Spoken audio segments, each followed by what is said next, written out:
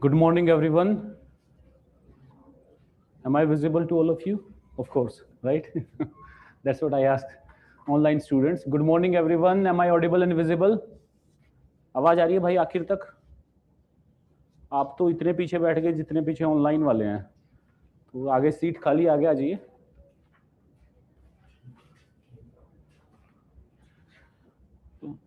So let's start. Right? International relations, GS2. How was the paper? Online students, how was the paper? How was the test today? Simple? Yes. IR is pretty simple, not big, right? We will make it simpler today. Even if it is simple, we will make it simpler, right? So in the very beginning, what I will be doing, I will be telling you all the dimensions. Let us say what is the template for IR. It will hardly take 5 minutes. Most of the students already know that because I have told it like a billion times. So we'll go through it once more. All right, let's begin.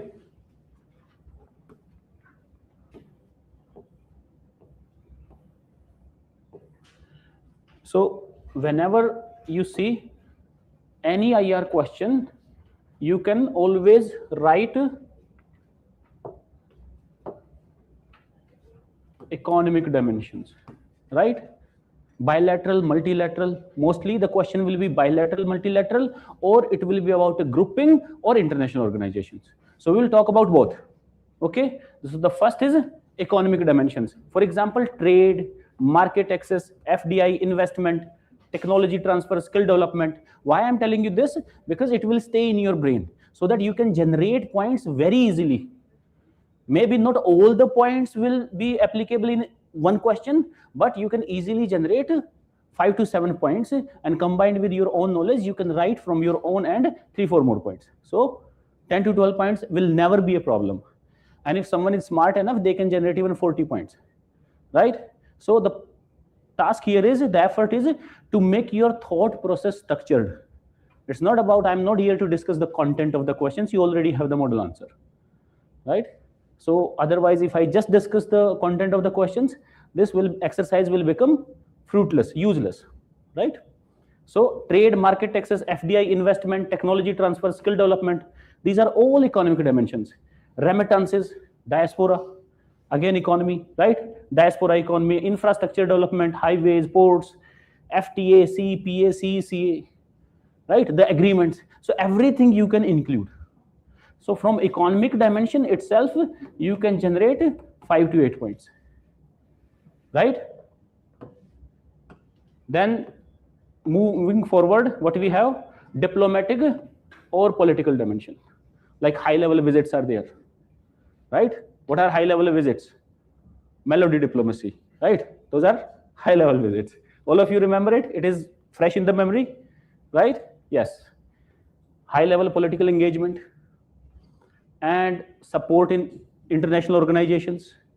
Then strategic partnership, regional stability, all trust building mechanisms, 2+2, all those. You know, what is 2+2? Mostly foreign and defense ministers, right? It can be different also, but this is how two people from one country and two dignitaries of another country, they meet and they discuss.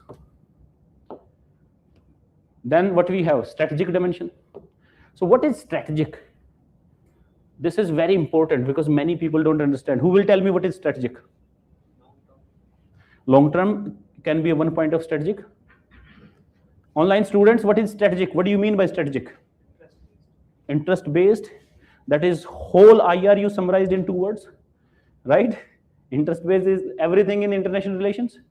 So what is strategic? How you define strategic? All of you understand it, I'm pretty sure. None of you is sitting here who does not understand strategic. I am asking for just a simple definition if you have to make other person understand. What do you say?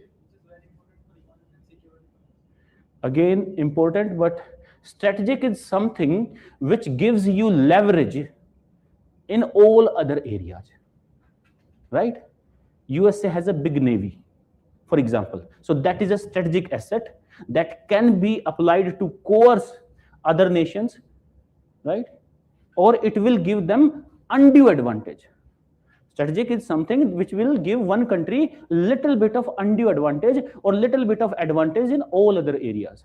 For India, what can be a strategic asset? Maybe population, maybe location, right? So there are many things which are strategic, right?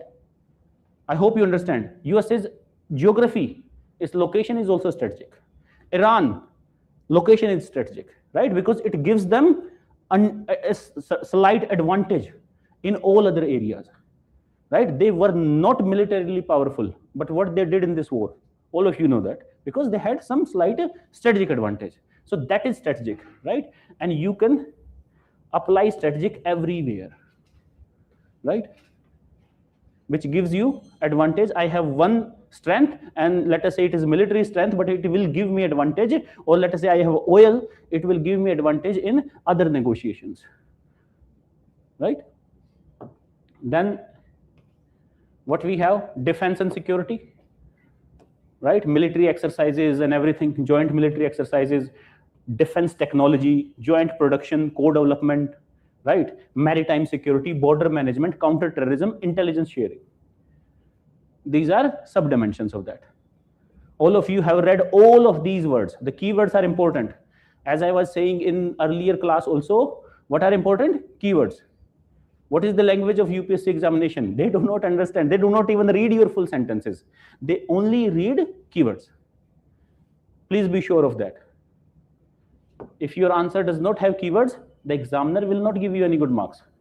Then we have connectivity, especially for a country like India and for all the countries, right?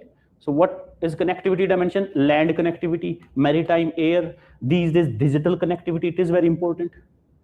Energy pipelines, grid connectivity, right? Regional integration, BBIN, Kaladan. You might have heard about these words. Good. Then what we have? In IR questions, you can always make a cultural or a civilizational dimension, right? So shared history and civilizational ties, where we would use it? South Asian countries, neighborhood. We have a shared history. What kind of history? Whether it is Buddhism, whether it is colonial history from ancient to modern times, right? Buddhism, Hinduism, everything. Then we have diaspora links, right? Hindus in Bangladesh, Tamils in Sri Lanka, everywhere. Tourism, language and education exchanges, university exchanges, all those things, they come under cultural and civilizational. Cultural diplomacy, right? Somewhat similar to soft power, little bit. Then we have education and human capital. This is very, very important, right? Because why I'm saying this is important? This is important from exams point of view, but I find it missing in almost 99% students' copies. That is why it is important, because you do not pay attention to it. It is an ignored dimension. You will write military, you will write defense, digital, strategic, diplomatic, political, economic from the beginning itself. But you might ignore this, right? So student exchange, university collaboration, skill development, scholarships, research partners, capacity building, everything that comes under that, right? USA, Germany, USA, Japan. There are, right, agreements in education field. You might have seen some of the private universities also advertising that we have faculties from that country, right? So they have a tie-up, that is an exchange mechanism. Professors from another country, another university, they come and they take few classes, right? So this is that dimension. Then we have science and technology. How can we ignore it, right? We could have ignored it. If it were a Stone Age, I might not have talked about it, right? But in today's era, especially seeing how, the world is, AI is becoming everything. It is piercing every dimension of your life. So science and technology, it is very important. And what comes under it? Space, satellites, AI, vaccine and health. Why vaccine and health I have included in this? Because of COVID, right? What we were doing, science, technology, only that time, saved a lot of lives. Then nuclear cooperation, research and development collaboration. Again, 5-6 points. Then energy dimension, Now this is important from India's perspective, right? Energy dimension, isn't it? What happened after US-Israel-Iran war? So energy dimensions is very important, right? The gas prices skyrocketed.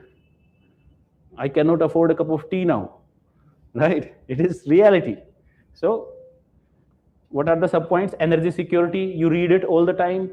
Oil and gas imports, strategic petroleum, renewable energy, clean energy, joint exploration, all of these you read. Just the keywords, even if you are able to infuse those keywords into your answers, your job is done. 1 or 2 examples and you will get very good marks. Then we have disaster management and humanitarian assistance or climate change dimension.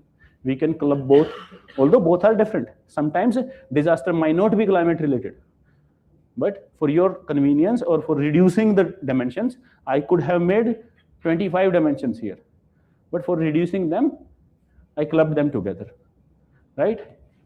What is the full form of HADR? Online students, please write in the inbox. What is the full form of HADR? Yes, humanitarian assistance and disaster response. Then climate adaptation, early warning systems, everything, right? Then what we have, global geopolitics. Now global and regional, this is again very, very important, because whatever is happening, it will have a global geopolitical dimension. All those dimensions you know. But how, let us say, the global geopolitics is influencing India's interest, or how our domestic policies might have some kind of impact, even if it is small, on global geopolitics, right? For example, US-China rivalry, how it influences our policies a lot, right? If anyone had studied 5 articles of international relations in newspaper, they know that US-China rivalry influences our policy a lot. Again, Russia and West tensions, you have seen it, right? USA put sanctions on us recently. Then multipolarity or strategic alignment or strategic autonomy. So these are global dimensions. Then regional impact. Of course, the policies will have regional impact, whether neighborhood stability or regional stability, maritime balance, connectivity networks, regional integration. What do you think about regional integration? When I use this word, what comes into your mind? Right? SAARC, the first option that will come to your mind, right? Then China's regional influence, string of pearls, or China's infrastructure development through Pakistan occupied Kashmir, right? Belt and Road Initiative. Then global governance dimensions, right? Global governance dimensions. What are these? Reform at multilateral institutions. We want that. We want more democratic, more voice of a global South. That's what we want. A permanent seat at UNSC will be very sweet if we could get it, right? Yes. Global South, rule-based international order. Again, we want it. Because otherwise, what is happening? USA technically what they did? Bullied us, right? Despite all the agreements, all the meetings, they technically bullied us, that we are the powerful. Might is right, is still relevant in international relations. You can use such examples in ethics also, if it is about international ethics, right? They did not care about the migration policies. There was one question today. Climate justice, maritime laws, counter-terrorism norms. So these are again 5 to 7 points you can easily make from this dimension only. And these sub-points, these are only indicative, not exhaustive, right? Now let us see some points related to international organizations. What are the dimension if the question is about international organization? Maybe not applicable in all the questions, but you should know these dimensions. What you know these dimensions, you can write a good answer. Okay? When you study an international organization, what you need to study for IR, because every organization you can read 1 page to 50 pages. And even then information will not be complete. So you need to know what not to read, right? So what is the mandate first? Or what is the objective? What was the purpose of these organizations? What was the purpose of, let us say, World Bank? Why the World Bank was first established? Reconstructions. Very good. Very good. Right? Then this is like WHO, global health, IMF, financial stability, WTO, rule-based global trade, right? जिसका मजाक बना दिया गया है, right? Then apart from that, mandate, you should know why it was established. Then what you should know? You should know about little bit of its structure or representation dimensions, that how this is operating. Obviously, you know there is a General Assembly, there is a Security Council. These are the things everyone knows, and you do not need to study or go deeper into this. This much is enough. But then what are the issues? In every international organization, these are the issues. Western dominance will be there. P5 control, permanent 5, because they hold veto power, right? US-China rivalry, or the faction, if not US-China, Russia-China versus Western world, that creates a policy paralysis at United Nations. Then underrepresentation of global South. Europe has 2 permanent seats, Africa, Latin America, and apart from China, all of Asia, right? How many seats they have? Tell me. Almost 0. Unequal voting power, IMF, World Bank, voting power you might have heard, right? And then limited role for developing countries. There are again more issues will come, I will tell you. And one of them is actually my favorite issue, which many students ignore. Then again, this is also an issue, funding dimension you should know, right? What we study about, let us say, our own constitutional and non-constitutional bodies. We want some kind of, yes. What kind of expenditure we want? Charged on the consolidated fund of India, so that they become independent, right? If executive is controlling the funding, it can manipulate that. But there is no such mechanism at international level. They are dependent on donors, right? Lack of funding, donor dependence, voluntary contributions, right? Why voluntary contributions I have written? Because one name you might have heard again and again, it is just for your understanding, George Soros, right? They say that this agenda is being fueled by Soros funding. At least Indian media is after one person, right? Then political pressure through funding cuts.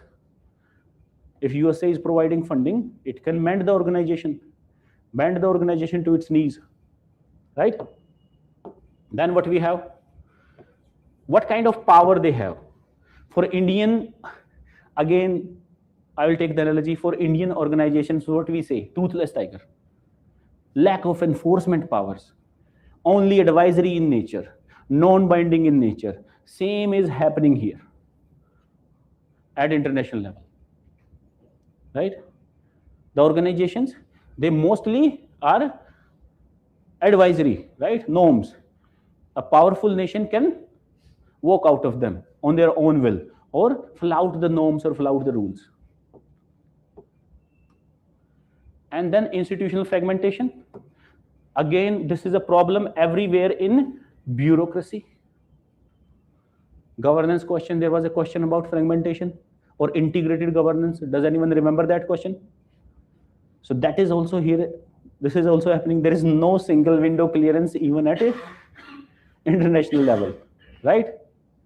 For any issue, there is no coherence. There is no collaborative effort. Then geopolitical rivalry. I think we have covered it enough. US, China, Russia, West, politicization, ideological blocks, veto. Russia, West is what? Ideological bloc. Communism versus liberalism. It is the fight of ideologies, not of nations, right? Then global south, again, we have the problem, trust deficit, top-down approach. We do not have the representation. The global south countries, whether it is Africa, whether it is South Asian nations, whether it is Latin American nations, right?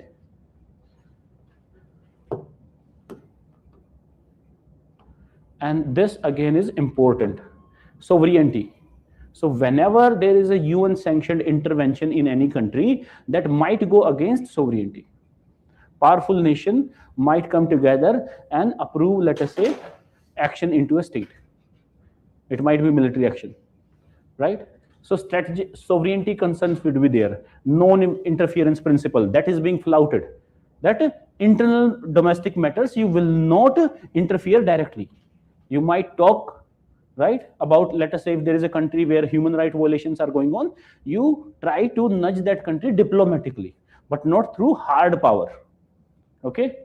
Human rights versus domestic jurisdiction. And most important of all of these organizations, they have state-centric design. They were made, why I'm saying state-centric, this is important, and you will not hardly find it in any book. State-centric, why? Because they were made, their member countries, almost all the states, they were made when states were the primary actors, mostly after World War II. Nations were the primary actors at international arena, but nowadays many non-state actors, they play important role, right? Whether it is Amnesty International, whether it is Reporters Without Borders, right? Many other organizations, right? Gavi Alliance.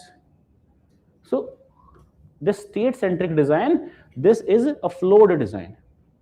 For example, if Amnesty International is doing a great work in the international arena and it does not have a representation on any international forum, then it actually hampers the progress, right? It should at least have some kind of voice. They can be given member status or something like that. So that is also a huge concern. Now let's come to our questions. We will quickly go through them. I think I have told you everything. You have model answers in your hand, and this part we will quickly do it, right? Without too much explanation.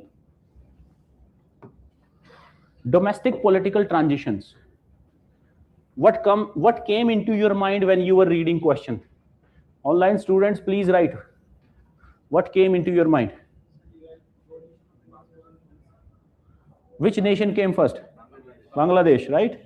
How many of you started with Bangladesh? Okay, and none of you started then. Eh? Why not? This is the question. Bangladesh came into your brain when you read the question. Why did not you start with that example? There is a reason if UPSC asks such questions, there is a reason why they are asking it. And if you start with that, and you also know that reason almost all of the times, and if you do not start your introduction with that, the exam, what are you doing? You saved Bangladesh example for the body part.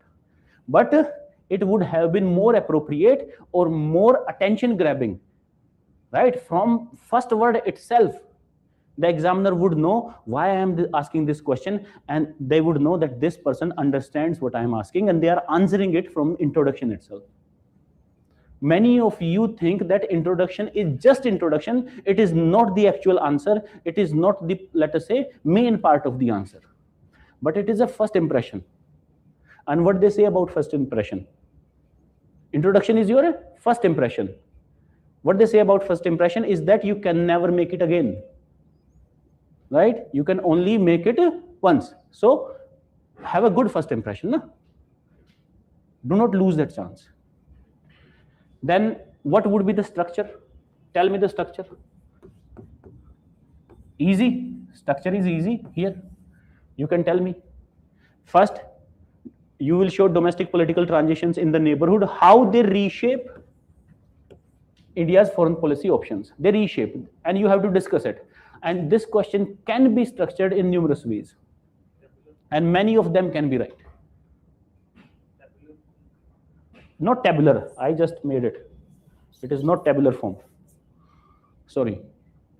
What were your subheadings? What are the parts? That is what I'm structuring, I mean. What were the parts? Yes.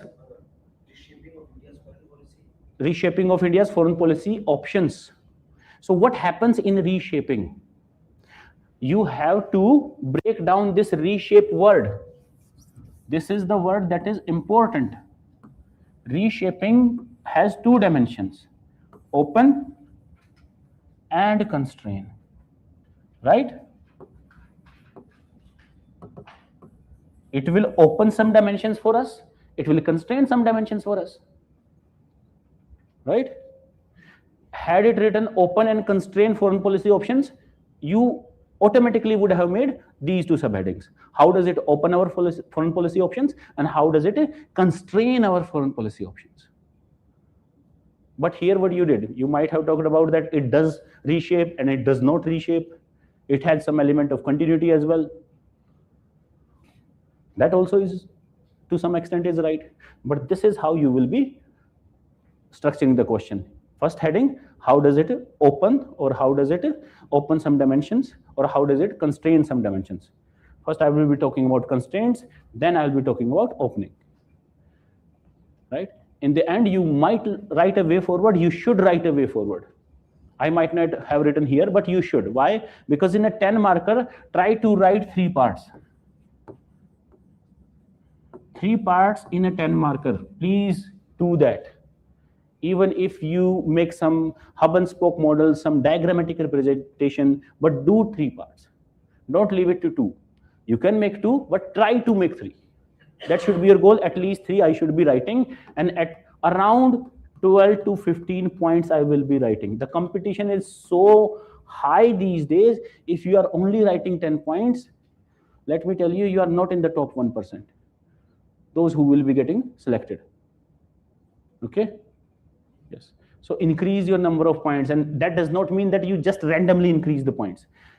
You write good points, use keywords, write short points, right? It increases kind of moral pressure on the examiner. If I have written 10 points and Mukul has written, let us say, 15 points, the examiner is bound to give at least half a mark extra to him. Right? So try to do that. For 15 marker, what you will be doing, at least if you can go up to 5 subparts, or at least keep 4 parts. 4 parts for a 15 marker. And minimum 15 points. Like in a 10 marker, minimum 10 points. But ideally, you should be hovering about 12, 13. And there, above 17, 18, go up to 20, even more than that if you can. Right? Yes, including everything. So now let us see the introduction ideas. Let me zoom in it a little bit, zoom out. Yes. Is it visible? Online students, is it visible? Okay, thank you. So introduction ideas, you can write a conceptual. Conceptual just means it might be a background which, let us say, give conceptual clarity to the reader. That is conceptual. That does not mean definition. It provides a little bit clarity to the reader what we are talking about. Right? South Asian nation states, what they share: porous border, they have kinship, asymmetric dependence, neighborhood first, that is our policy. All these things, it is a question about neighborhood. These are the keywords that you should write in the introduction itself. Or you can use some data. Bangladesh point. This is about Bangladesh. This is the introduction I was talking about. I would prefer the second one is the best one here. That something happened in Bangladesh. And let us say, if you do not want to just have Bangladesh, include other nations. Right? Maldives, Pakistan, Nepal, right? Myanmar. So all these nations you can include. But whatever came first into your brain, do not save those things that I will be writing this example in the body part.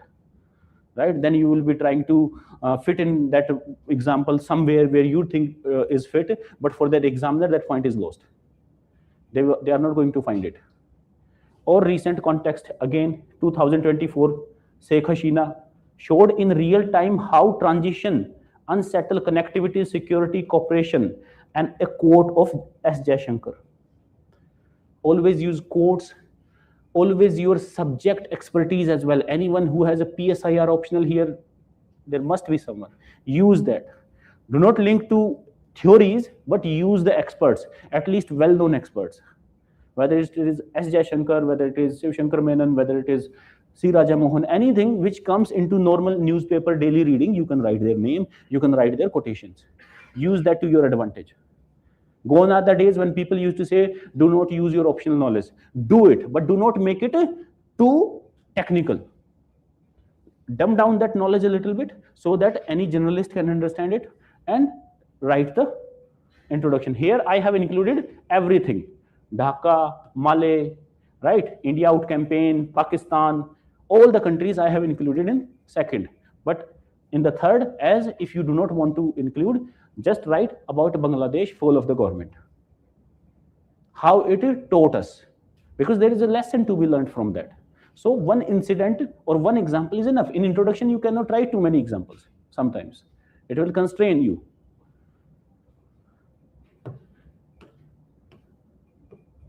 And this, again, this is very, very important. Not this diagram particularly in this question, this is important, but this part you should be making wherever you can, almost in every answer. Try to make a value addition part just after the introduction. Just after the introduction, it improves your first impression. Any sort of diagram, any sort of flow chart, any sort of hub and spoke model, any sort of graph, something like that, which is suitable, whether it is map, try to do that, right? It is important. From examiner's point of view, I'm saying. In some questions, you can change the position. Somewhere, the challenges you write in that diagrammatic presentation, somewhere you will be going with the way forward. But as far as I know, if you can make a short table also here, right? So what does this show? That domestic political transition, coup, elections, uprising, anything can happen. In election also, there is a transition. Transition, what means? Political transition. One government is gone, another government is coming back. Right? It can happen through elections. Mostly through elections, the relations will stay stable if elections are there in most of the cases. But if it is through uprisings or coup, the relations, or there will be regional instability. The relation might get strained a little bit. Then pro-India versus anti-India. So if there is a change, we have two options. The new government can be pro-India, can be anti-India. Right? And if it is anti-India, it will constrain our options, right? But again, we are more concerned about anti-India here, or at least some kind of regional instability or domestic instability in that country. Again, if constrain our options, it open our options as well, some of them, that we can use our diplomatic agility to navigate those waters, right? And what is you can link it to our, let us say, doctrines like neighborhood first or Sagar, something like that. You can show that how. So here what I did, I showed everything through the diagrammatic presentation. Simple, you can make it, but you will not be able to make it if you try to make it in the examination hall itself. What you have to do, make a separate notebook for all the diagrams, all the graphs, all the hub and spoke model, all the charts, pie chart, bar chart, everything, line graph, what maps, right? Mechanisms, whatever diagram you find in your notes, in your standard books, paste it there. Paste, I do not mean copy paste, make by your own hand. You do that practice, you will be able to replicate it in the examination hall. If you see that and think, okay, I will make this, no, you will not make this. If you start making it, you will make a mess of it at the best, at very best, right? So when you see those beautiful diagrammatic presentations in toppers answers, they have practiced it enough at their home, okay? Now, how the transition constrained India's option? Quickly we will go, right? Because priorities will sometimes changes. India Out campaign you have seen in Maldives, and China is ready, right? Waiting in the shadows, right? That wherever India falls, let me go in. This is the competition, right? We are always scared of China, even when we are talking about Bangladesh, even when we are talking about Myanmar. That is a reality. Indian government is spending so much in aids and assistances in all the neighborhood, to all the island nations, everywhere. Why? Because they have fear of one country only. Pakistan is never a survival threat to India. China might be. Right? Then what we have, security spillover follows internal conflict. Obviously, there will be security concerns, there will be migrations, there might be violence. We have seen what happened in Myanmar and then what happened in Manipur, right? We have seen what happened when the government changed in Bangladesh, what happened to the minorities, right? Then minority protection again, connectivity, whatever the projects we are having, they will get stalled, right? Because now the new government is there. They will say, pack your bags and leave our country. We don't want your aid. We don't want your infrastructure. Why? Because someone else in the backdrop is saying that I will give more. And who that someone is, all of you know, right? Now, domestic nationalism. It was again a nationalist campaign, India out. In India also there was a campaign when I think Maldives foreign minister tweeted something. Then we boycotted it for tourism and all. We said that, okay, we will go to our destinations. Lakshadweep somehow became the unsung hero of that fiasco, right? It should be a hero all the time, but we remembered our Lakshadweep only at that time. Then investment will be sunk. Taliban came. We were building every infrastructure in, let us say, Afghanistan. All of that goodwill with that government is gone. If we want to make new, because people are transactional in nature, then we will have to make new investment with the new people, right? Treaty and diplomacy, they get freezes, right? Teesta Water Agreement, how our domestic policies also influences, or our domestic politics also influence that with Bangladesh. And how does it open our options? Let us see that as well. How does it open our options? It will open our options. It is not like that. If let us say if there is a country where China has an upper hand than us, in that country we can make inroads, right? Crisis create first responder openings. If there is a crisis in that country, then we may become first responder. We might provide aid. Sri Lanka, economic crisis, right? Few years back, 3-4 years back. Then transitions are reversible. So what happens? Transition is happening, but we can always engage with the new government. That is not right. We engaged with Maldives again. That India out campaign, it's let us say influence is gone now. Non-partisan engagement build trust. Now this is very, very important where India should learn, right? What this highlights that rather than personal diplomacy, right, which has been our style since this new government has come at the fore, rather than personal diplomacy, we should focus more on institutional trusts, right? Rather than just having a bond of top leaders. If that bond does not materializes, then we, of course, that is an advantage when it comes to personal diplomacy, right?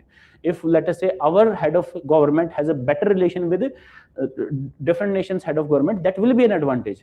But what happens if there is a coup in that nation? That might turn disadvantages, right? Doctrinal reform.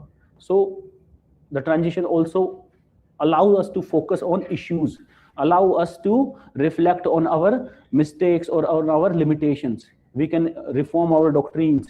If we are, let us say, building infrastructure, we used to take a lot of time. There was a saying that India only starts building infrastructure in the neighborhood, but it never completes them, right?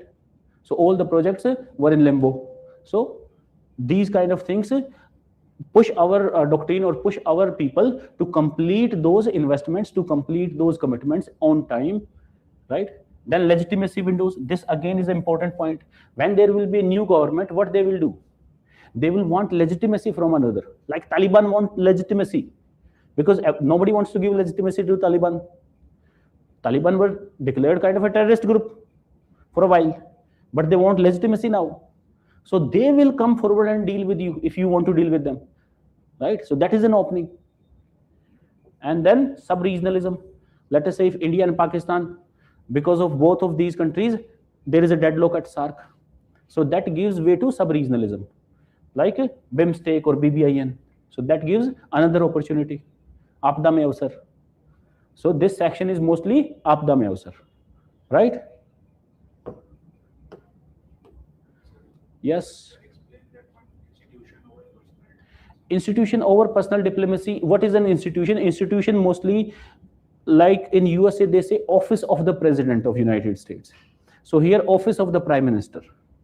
Rather than, let us say, a person having good relation with another head of state, it should be office having good relation with another office. Yes, PMO and their president's office, right? Or our foreign offices, or our consulates, our diplomatic consulates, right? That all those, or our, let us say, if we have hold, let us say 2+2 talks, there is defense ministers or foreign ministers are there, then that mechanism should have, whoever is that position, that the policy should be such that whoever will be at that position, there will be cooperation in these two institutions. Yes, it is the ministry, not the minister, right? Aptly summarized, couldn't have put it better myself. Now, conclusion, let us see. Again, in use conclusion, use keywords: diplomatic partnerships, strategic patience, people-centric diplomacy. This is what we need to do. So we were talking challenges. In the first part, we talked about challenges a little bit. So to tackle all of that, or for the way forward, let us say I did not write a way forward here. So what you can do, summarize that way forward in here and link that with India's vision or goals. So what kind of vision we have in our region? We have Sagar. And these are keywords. Highlight those. I have written in red so that you can see them. Okay. Quote-based. Again, as I said, use quote-based. Has anyone read Shakti Dubey's copies? AIR1 last year, like last year. She uses a lot of quotes in introduction as well as in conclusions, right? Her answers are literally a master class in answer writing. Read those answers again and again. Or this year's toppers, try to read their answer. They summarize the wisdom of hard work of years through 20 questions. Every time you will read them, you will find something new. That is the beauty of reading a topper's answer copy. Some people only read the answers. If you are only reading, you are not learning. Try to note down whatever you find out. There might be at least one lesson per question that you will find out. Okay? Yes. So, no permanent friend, only permanent interest. This is everyone has heard it, but this is aptly put here. So for India, permanent interest in the neighborhood demand impermanent, ever-adjusting partners. Impermanent, ever-adjusting, or ever recalibrating partners. That is what we need. And our foreign policy also, our approach also, right? You could have used neighborhood first policy, Gujarat doctrine. There are so many other ways to write conclusion in that question. Now, question number 2, the Indian diaspora is simultaneously an asset and a hostage to the host country domestic politics. Critically examine in the context of US and UK. This was the question, right? Probable question. If someone who has read international relations for a few months, this is what is happening. Almost a probable question. Good. So how would you structure it? Obviously, in introduction, you talk about diaspora. You talk about remittances. You talk about how India has the biggest diaspora in the world, how they are Rashtradoot, right? How would you structure? So it's very simple. First, you will talk about asset, and then you would talk about hostage. How diaspora is an asset, and then how diaspora is an hostage, and in the end, you can write a way forward. All right? And then conclude it. It's a 10 marker. Again, try to write 12 to 15 points.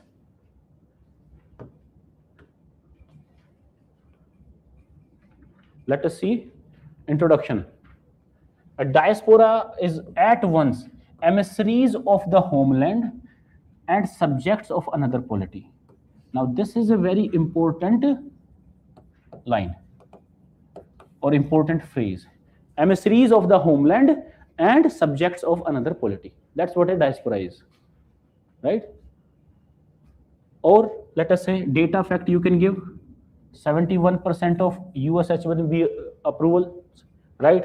125 billion in remittances. This shows the influence as well as significance importance of our diaspora, right? Recent context you can give. What happened recently? US H1B fees increase and UK's immigration white paper. They modified some rules, right? Now the waiting period is long, or let us say graduate rules have been changed. Earlier, what they used to do, that if you are doing graduation from there, if you are studying there, you could stay in that country after your graduation for 2 years, even if you do not have a job, right? So everything that is being changed now. Again, make a sub value addition here. Indian diaspora, strategic asset, policy hostage. You can show it, write few keywords here and few keywords here. Not the explain, just write few keywords, right? And put it in a box if you cannot do anything else. Then here you can write the keywords and the example in the later part. How diaspora is an asset? Because remittance powerhouse, according to World Bank.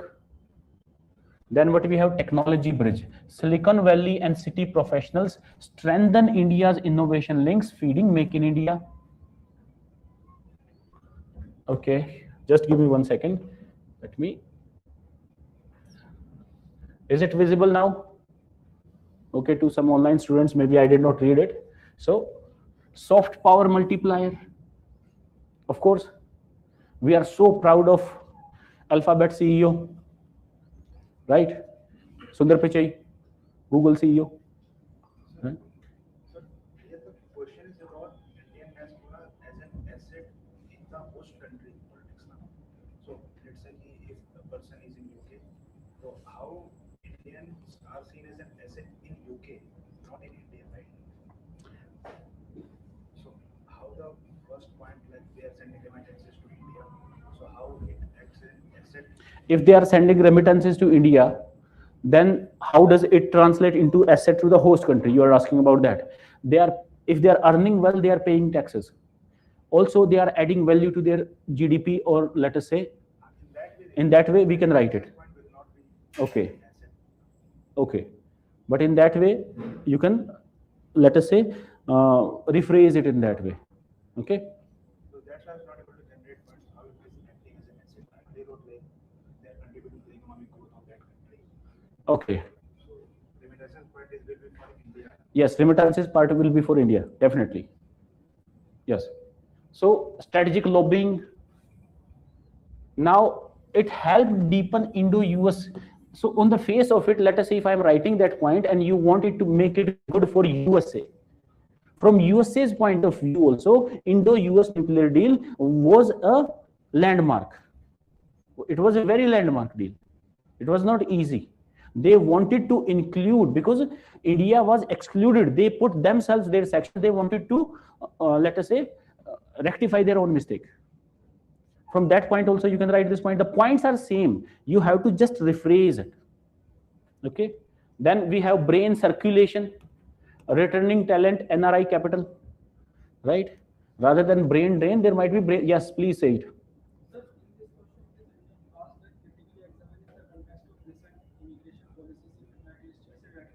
Yes. Yes, we should.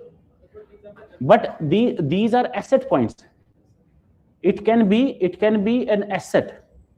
When we talk about those policy changes, those, very good question, first of all, those policy changes are negative in mostly they are negative. They policy changes, they influence our hostage points, not our asset points.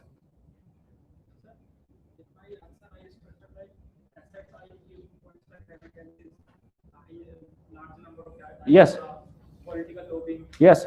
These points are here, but then I emphasize more on the recent changes like H1B visa and then social security agreement with United Kingdom.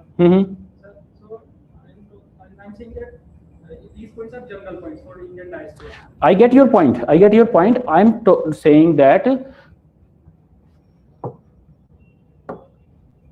all I'm saying to you is there are two parts. This part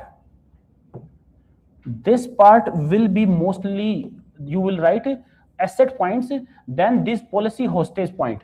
That will be in the context mostly. This part is the context mostly. Why this part cannot be the context? Because the policy changes, they are not that great for India. You are not going to write whatever is bad that it is good. Okay, it is good also. You cannot write that. It is factually wrong. H1B visa, let us say fee hike is there. How can it be an asset? Or let us say there is a change in graduate rules. How can that our diaspora an asset? It is an asset, that is first part, and then it is a hostage also. Here comes your change in rules. Did you get the point? Here comes your change in rules. Here in the hostage part, those rules will come. How? Because asset part will be mostly Indian and hostage part will be that, as Mukul was saying. This question has two parts. When you will be dealing with asset part, you will be writing India-centric points. When you will be writing hostage part points, you will be writing US and UK specific points. So we can skip from the context. Like It is, you are not shifting from the context. in this it is asked about the recent change. Yes. So in that hostage part, we will write recent changes only. Only in the But that is where it will be applicable. How can you write those changes here if that is not applicable? H1B visa fee hike वाला point है, that is generating extra money for the US economy. For, That was validated by. but that is a very short-term approach. That will generate money, but that will somehow end up hampering their economy. That is their populism, nationalism. That is their, let us say, minority modeling or migration modeling. Migrating people or other countries people, they have their own set key. Indians are like this, Chinese are like this, Mexicans are like this. So for Indians, what are the Indians? Indians are job snatchers for them, right? But it will, on the long term, it will end up harming them more. It is amensalism in environmental terms, right? You know amensalism? Negative. It is harming both the countries, just because they want to win popular elections in their own countries, right? How Trump win the first elections? Because Trump was going to build a wall, right? But Mexican diaspora contributes a lot. They are, see, one populist will come, they will show one set of people as that they are harming the country. This trend has been coming from Nazi, right? From Second World War, we are seeing this trend. That is why most of the sane politicians, they are against it, especially the liberal ones. So the hostage part will be where your policy changes will come into effect, because those policy changes have made the diaspora a hostage of the host country. Those policy changes, their behavior in that area, for our, they were an asset before. So you are writing in, technically in this question, the context, you are writing before and after. What happened before these policy changes and what happened after these policy changes, right? Good.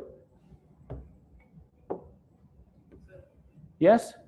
Mine is a general structuring doubt in such questions where Yes. the context is attached to one part of the question. Yes. As we can see. Yes. So the spacing should be 40-60 or 35-65. Can we do that rather than the traditional 50? Please ask again. Yes, I got it. You are saying that which part or which context is more, we should give it more weightage. Absolutely right. That is not a doubt, that is the rule, right? All other parts, the core demand, the hostage part actually will become the core demand. In a statement, when you read, I said it in the first session also, the first part is always towards the non-core demand. It is the second part will become the core demand. Does anyone remember that? Yes. See, critically examine the directive words. And I recommend all of you to watch Manoj Jindal's video. Manoj Jindal is an IAS officer, I think. Watch it video, directive words. Directive words have their own importance, but let us not give them way more importance than they are. Right? Sometimes the statement will be rephrased or phrased by UPSC in such a manner that will leave the directive word irrelevant. Whatever they write, critically examine, discuss, your answer is not going to change even by 1%. Sometimes, but that will happen, and sometimes they will rephrase the statement, they will write the statement in such a manner that the directive word will become so much more important, because you will be driving your structure from the directive word itself, and sometimes you will be driving the structure from the statement of the question itself. Right? Now here, hostage, visa uncertainty. Now they are hostage. Right? Student vulnerability, graduate rule has changed. As I was saying, 2 years you could stay. Now, settlement insecurity, a longer UK qualifying period leaves settled Indians in the limbo. Labor market nationalism. As I was saying, what are Indians? Job snatchers. Right? For them. Nativist politics, that they want to give jobs to Americans or to British people, to our native people. Right? That is what the political rhetoric is these days. Right? Then backlash risk, that model minority polarization, that they have certain kind of models. Okay, Chinese are like this, South Asian Indians are like this, right? Mexicans are like this. So they have their own stereotypes. Right? Even in their own country, that blacks, if it is a crime, black might be doing that. So all those things, they make the diaspora hostage to them, because now the diaspora will be always in fear. It will behave as per their own policies or their social or their political circumstances, because it is staying there. Sponsorship dependence, employer tied H1B status, family precarity, dependence, because most of the time people go with the family. Now, if let us say the rule is changed that you cannot bring your family, right? Again becomes a lot of trouble for the diaspora who is living there, the people who are living there. In circulation disruption.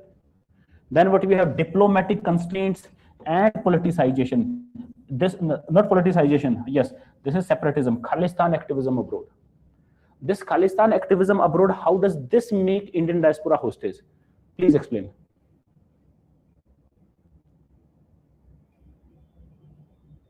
For example, Canadian government, they kind of give safe haven to separatists, right? And those separatists, have anyone here friends in Canada? No one? Ask them. Those separatists, they attack Indian people, they attack Indian students, right? They burn Indian flags, they shout at Indian people, curse them, right? So a lot of, because they have more freedom there, the separatists, right? That is their way of coercing Indian government, which they think in their brain that we want to make a separate nation. Just because Canadian government's policies are such, right? They are liberal, or they are too much liberal for Khalistani separatists. Even recently, few years back, one Khalistani, I would say, person was killed in Canada. There was an uproar in their parliament that Indian agencies killed a Canadian citizen. Right? Although if you read that name, that citizen, you will see, okay, this person sounds Indian, his name sounds Indian, right? But that person was living in Canada for around 20 years. So this is how their politics take our diaspora as a hostage, or yes, make our diaspora. Yes, please. This question is specifically mentioned United States and United Kingdom. Can we extend these arguments to other countries also? Yes, you can, but recent changes have been in those countries only. And when you will be specific to, let us say, recent changes only, as he was also pointing out. Yes, Khalistanis are in London as well, in US as well. I was just giving another example. They are there, right? Yes. So what happens if you stick to only two countries and only to those H1B visa hike and only, let us say, graduate UK white paper? If you will stick to only these two, you will be able to generate at max 5 points. You will have to bring on those points because that has an influence. These policy changes has influence in all these points, labor market and everything. Will labor market won't be influenced in USA due to those changes, or UK? Right? So all these points, they are in that context only. There will be backlashes. Yes. Family uncertainty will be there. Yes. Like in recent West Asia में भी policy changes हुए हैं जिसमें से कपाला system वगैरह add किए गए। Yes, yes. तो वो तो पॉजिटिव तरीके से हो गया, मतलब they are considering Indians as asset. Yes. So वो वाला point हम लोग इसमें include करेंगे ना? You can give let us say you can include that in conclusion, that governments of UK and USA should learn from those countries, right? That's a very good example to give in. Exactly. Yeah. Make a stereotype that a specific person has a more probability terrorism, make the possibility of racism, hence hampering the development. Yes, Aryan. Hell holes called by Trump, very good example. Right? So these make stereotypes. Now let's go to the next part. What India should do. Because in the end part, what we were dealing with in the end part? Hostage part. Kind of challenges. Hostage part is challenge. So as I say, your answer is your only communication to the examiner. And communication should logically flow. It cannot flow backwards, right? First I will tell, let us say, some good things, then I might tell some challenges, and after challenges, there has to be a solution given. Why you should give solutions? In positive, because it will not only give you 5 extra points, it will also tell the examiner that this person is personality and psychology. This person is a problem solver, right? Why government wants to hire you? Because they want problem solvers. There are so many problems in day-to-day administration. Had there been no problem, this job would not exist. Okay, so let us see. We have to strengthen our consular protection itself first. All kind of help we should give. When people go, or when we make, let us say, FTAs, we have to negotiate migration and mobility partnership agreements. These keywords are very important because this is what is written in foreign policy documents. Then diversify our destinations, like we diversify our energy resources, diversify our economic market. So that is also needed. We are going for green pastures, but there are other nations we can explore which might, let us say, have liberal policies, right? Then build return pathways. This is very important. Return pathways. If student is going, we have to teach them how they could live there, how they should return, what are other options if something goes south. Going south means if something goes bad, right? Protect students through verified pre-departure guidelines and convert vulnerability into leverage. We should learn this art of converting vulnerability into leverage in technology and trade, and we have a huge that. So we should include in every talk about this protection. That how our diaspora is your economy. It is all about perception setting. Like Trump, or like, let us say, US and UK, what they are doing? They are saying Indians are job snatchers. We can say we have to build our own rhetoric, right? How we are the ones, because of that their industry is flourishing.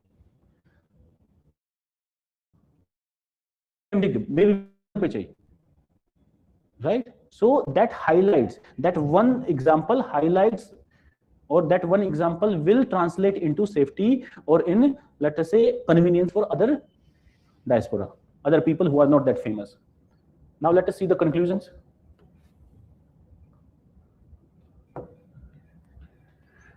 Contemporary relevance, the diaspora remains one of India's strongest assets. So India must move from celebratory diaspora diplomacy. We celebrate our diaspora. That's what we do, right?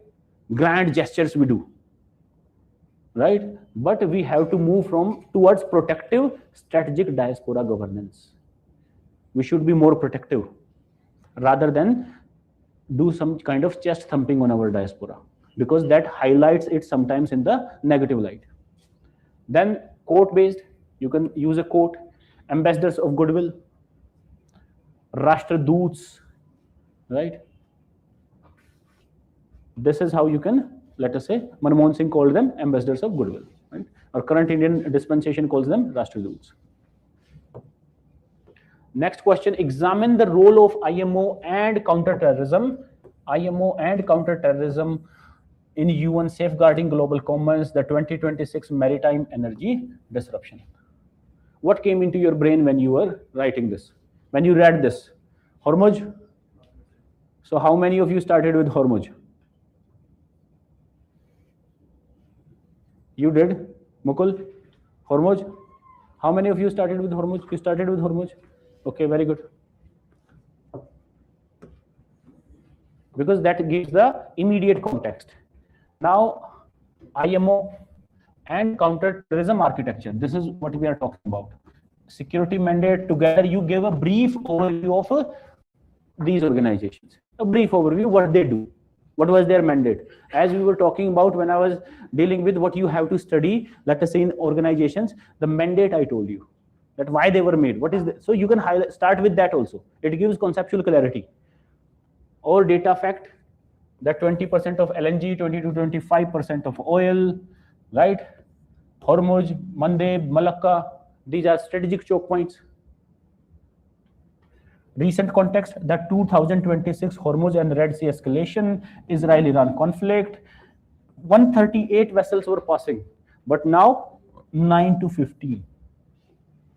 Almost 95% decline, right? And we are seeing that in everyday lives, right?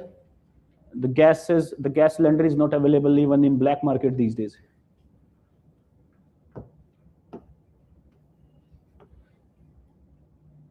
Now let's come here. Safeguarding the commons, right? Res communis. This is Latin, open for all. Global commons are open for all, right? So what is happening at the global level? IMO, it sets the rules, and these are the rules, right? Security architecture is given by these bodies, and then there is some other, for example, navies are there, combined military maritime forces are there, right?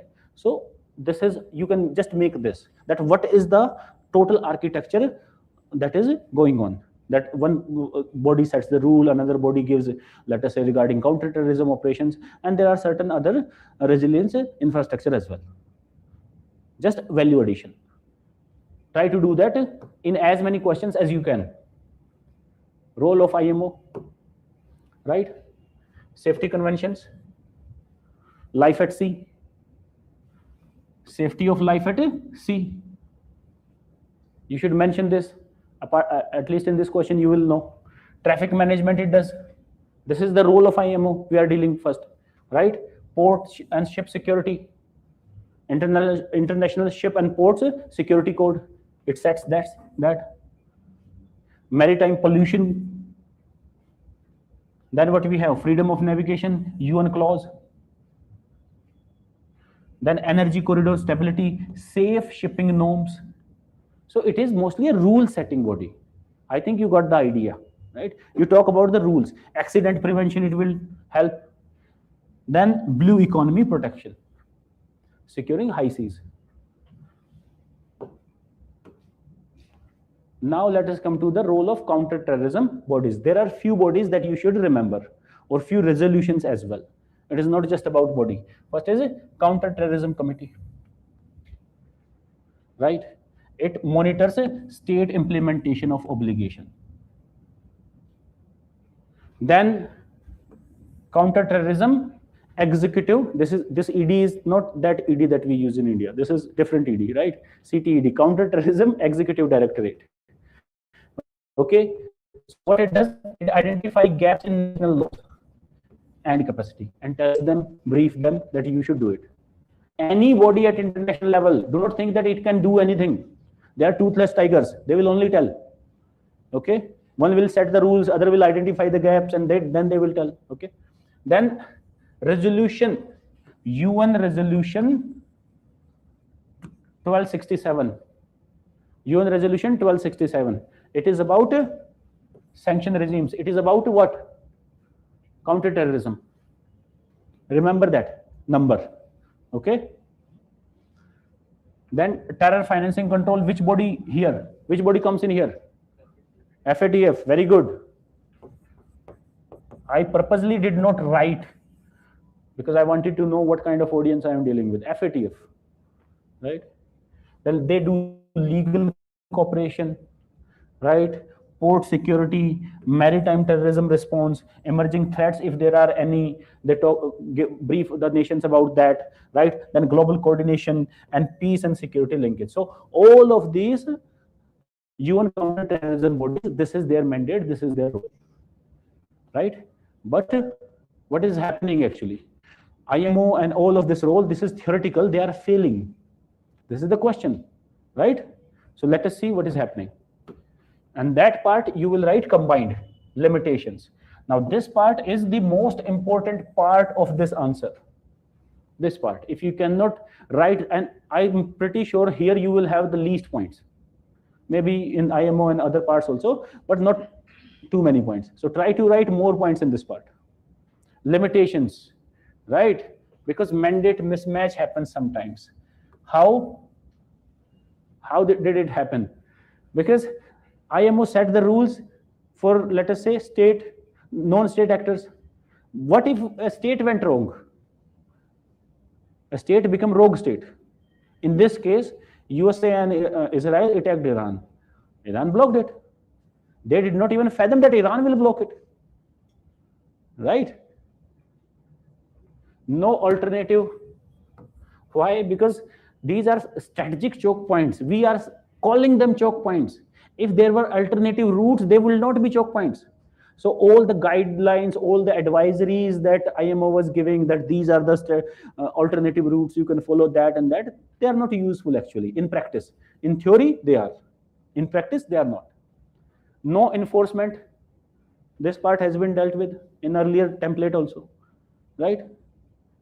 They're toothless tiger. UNSC paralysis, it will happen. Whether it is Russia-Ukraine war, whether it is USA-Iran war, right? Because they hold veto power. This UNSC paralysis is veto paralysis kind of, right? Then sub-threshold actors, Houthis, pirates, proxies, they are very small actors. And, it's more like, let us say, they are not that big that can be noticed. Or that can be, the war becomes so asymmetrical, they are so small that sometimes it becomes hard for the agencies to control them. They are rogue as well. Then dark fleet. What is dark fleet? What do you mean by dark fleet? Cannot be traced. Okay. But what do you mean by that? What kind of dark fleet exists? When sanctions are applied on a nation, they stop their signaling device and move across the routes to deliver without sanctions. I did not get it. In Russia's case, there were ships which were delivering to Cuba that US sanctioned oil, and still they off their signal emitting devices and transponders, and delivered it to Cuba bypassing the sanctions. Yes, but mostly the dark fleets will be, most of the times, all of you are right, but those are exceptions. Mostly the dark fleets would be smugglers.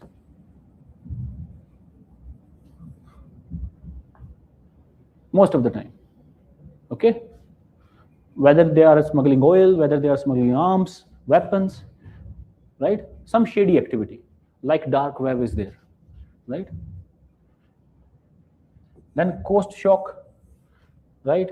Then what we have, fragmented architecture. This is a problem everywhere, bureaucracy problem I was talking about in the earlier, when we discussed the template, I talked about that fragmented, there is no integrated governance even at a international level. So this is a, I would say, feature of all the bureaucracies, fragmented architecture, because everyone needs a job in bureaucracy. Bureaucracy is a perfect example of, once UPSC asked, disguised unemployment, right? Too many people for one person's job, you will find there. Although they asked in the context of agriculture, we will come back to MDA gaps. What is MDA? What is MDA? Someone, please tell me. Yes. Yes, very good. He's reading books, right? And corridor mechanisms, coalition of the willing for Hormuz, Bab al-Mandeb, Malacca, right? So all of these things, they failed. So these are the limitation. If you are making your own coalition, that goes against the rules, right? Because what was about global commons? Res communis, that I wrote in the beginning in Latin, it means open for all. But here they could not remain open for all. Now let's talk about conclusion ideas. The 2026 disruptions shows ocean governance is no longer about navigation, it is about energy security, food stability, counterterrorism, economic resilience, demanding hybrid governance that fuses IMO rules, UN legal architecture, and agile regional coalitions. Right? Then what do we have? Court-based. Mahan, who is PSIR optional? Mahan and Mackinder. No one is here has PSIR optional. You have you not read about Mahan? Alfred T. Mahan? No. What kind of optional do you have? You have read, right? So whoever rules the seas rules the world. Whoever controls the seas control the world, kind of. Right? US strategist, Alfred T. Mahan. And that is why this US Navy is present everywhere. From that Alfred T. Mahan's it came. When he said that, let us say about 50, 70 years back, maybe more than that. The 2000 crisis updates the maxim. Ruling the waves today means collective governance over a common. No nation can secure alone the spirit in which India offers itself Vishwamitra on the maritime frontier. Right? While Vishwaguru has an element, slight element of arrogance, Vishwamitra is more friendly. It will sound more friendly to other nations. Right? Let us say if USA started calling themselves Vishwaguru, we will not take it lightly. Da? So these kind of words, I would say, you can use, it is an Indian exam, but for diplomacy, they might not be that right. Right? Now, for the next part, Brain sir will come. He will take 2 questions. We can take let me read. Anyone has any doubts? Yes? 10 markers. Model answers की और आपके questions में like you almost reach the limit of world.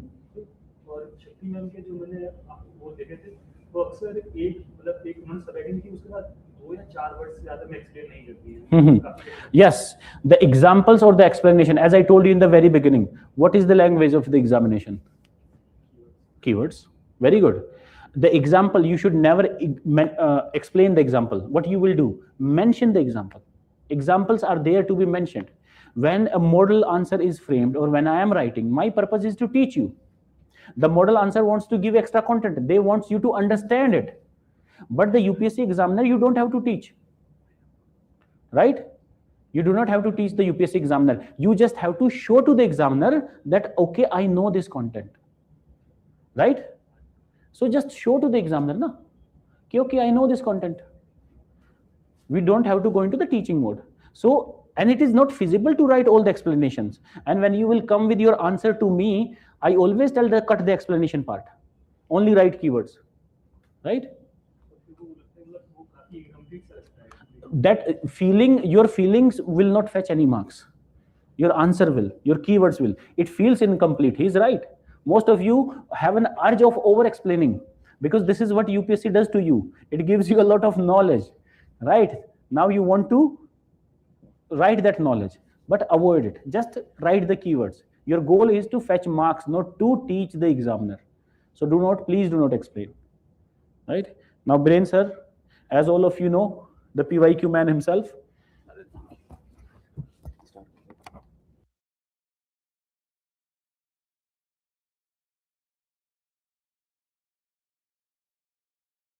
Hello everyone, good morning.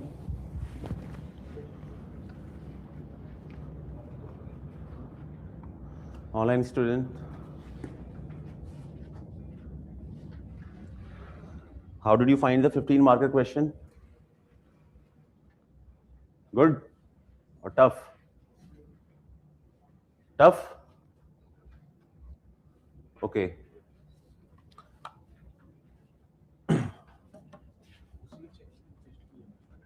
So, all student on YouTube, is the screen visible and can you read the text?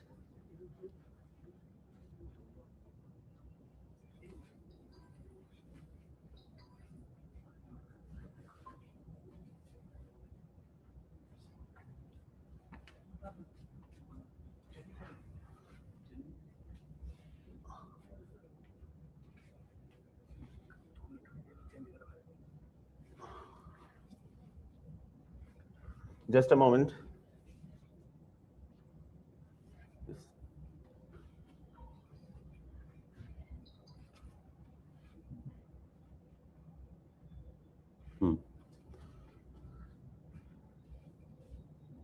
Okay, so I think it should be visible. On YouTube, everyone can see the screen.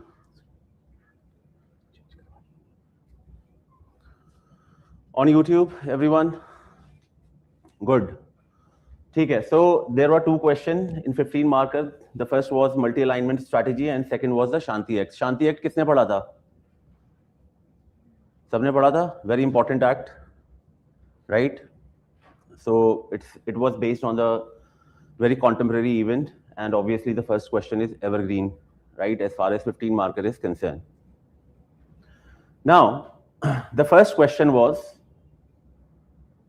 multi-alignment is less a doctrine than a survival strategy in a coercive global economy. Evaluate this statement in the light of India's simultaneous deepening of ties with the EU, Russia, China, and the Quad in the recent times.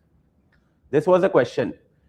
Can anyone explain me or brief me in a very simplest language what is the demand of the question? In a very simplest way, because if you cannot translate the question in your own language, you cannot structure the answer according to the demand of the question. So when you read the question, the first job is to translate it in a very layman terms. Try to explain yourself. What is the demand of the question? Yes? Whether multi-alignment is an active choice or a necessity of time.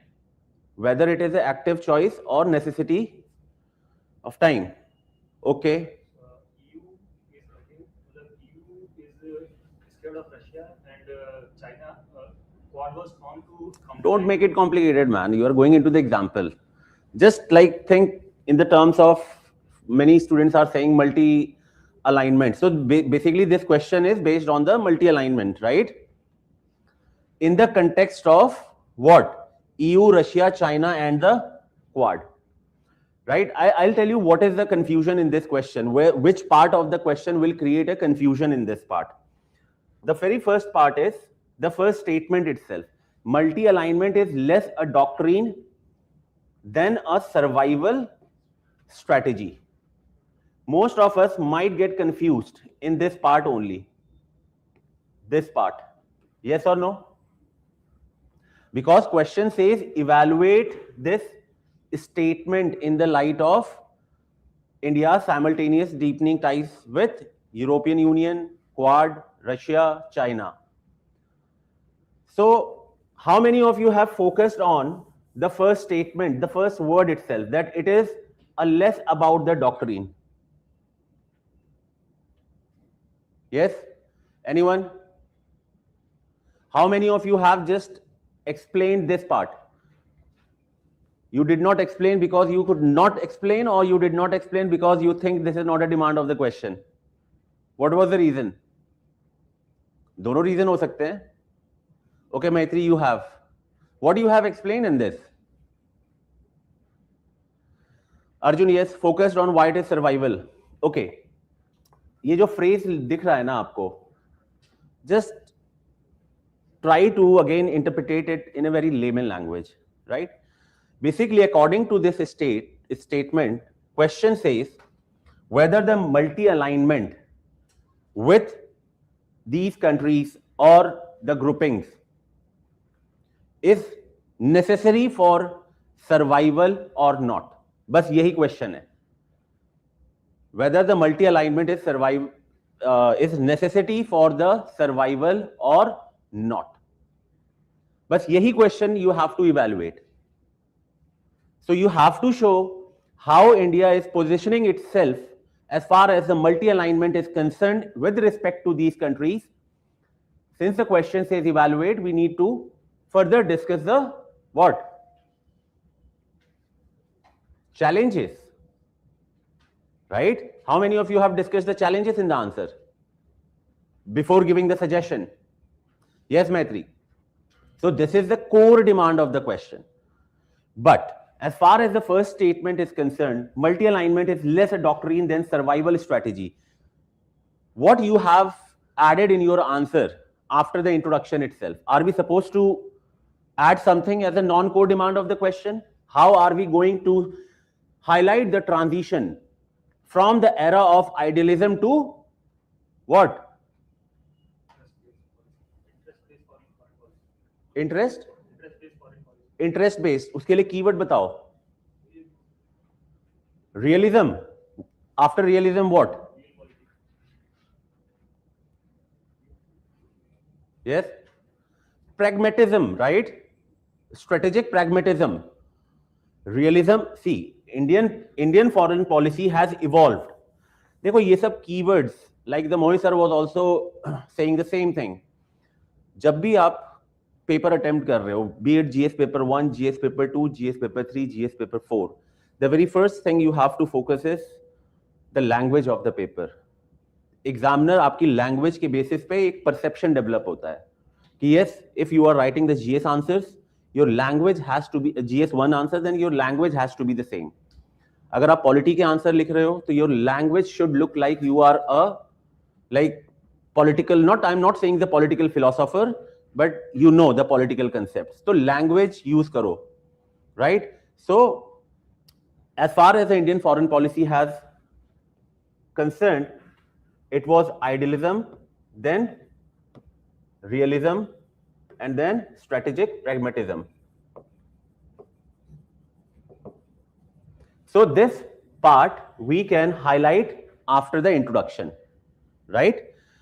After the introduction, and you can add one example. Example of idealism.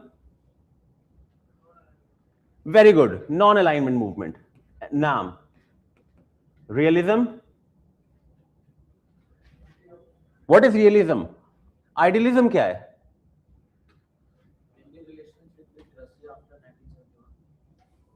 Huh? Realism. Realism focuses on what? It focuses on political strength, military strength, strategic strength, right? So now you can think what was the example of realism after, especially after the India has lost the war with China. So India started to focus more on military strength, defense equipment, and for the same reason India has conducted what?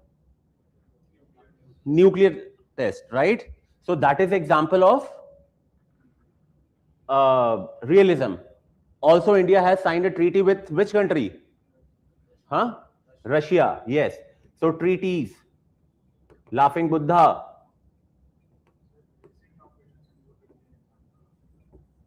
Yes. Then pragmatism. What is pragmatism? Multi alignment. What does it mean? मतलब क्या है इसका? When we are pragmatism, मतलब हम practically सोचते हैं.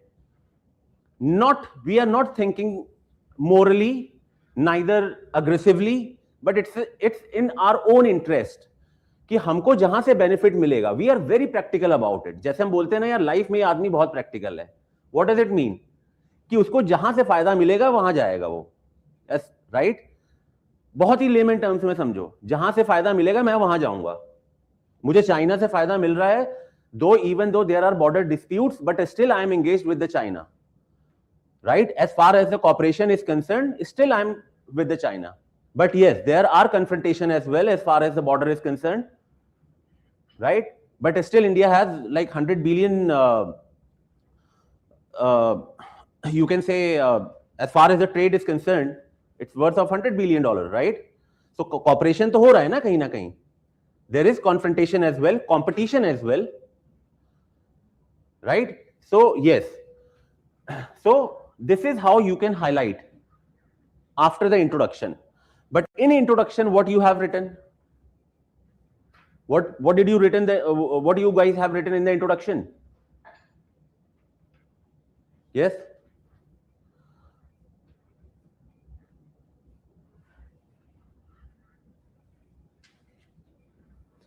Why this question is asked? Again, you are missing this part. You are missing this part. Why this question is asked? Breakdown of multilateral organizations Uh-huh. led to the point where multiculturalism Uh-huh. the new norm. Right. That's why I've tried to do the evolution. Okay. So basically, the transition has taken place. Right? Transition has taken place from idealism to strategic pragmatism. Right? And this is what we need to evaluate. So आप एक line में भी, दो line में भी introduction लिख सकते थे, और either you could have used some keywords. Right? For example, Nehruvian era को क्या बोलते थे हम लोग? नेहरूवियन एरा को what was the foreign policy India used to follow? Non-alignment. What else? That is example. Panchsheel and all, that is example. Naam and all. Idealism, ठीक है, keyword. For example, from Nehru's sovereign equidistance. इसको हम लोग बोलते थे sovereign equidistance, right? That was the name actually, right? So India's foreign policy has changed from Nehru's sovereign equidistance to Modi's multi-vector engagement. That is multilateralism, right? India's foreign policy has shifted from moral idealism to strategic pragmatism. Keep it very simple. Just one, two line my statement end. Right? Then this is the non-core part which I was talking about. How the policy, foreign policy has changed from moral idealism to pragmatism, strategic pragmatism. Example दिए हुए हैं, right? Idealism means following the moral laws, right? Commitment, cooperation. तो ये सारी चीजें हैं. So this is what you could have done. Now, as far as the core demand of the question is concerned, right? After the introduction, what is the first subheading in the answer? What is the first subheading in the answer? It's a 15-marker question.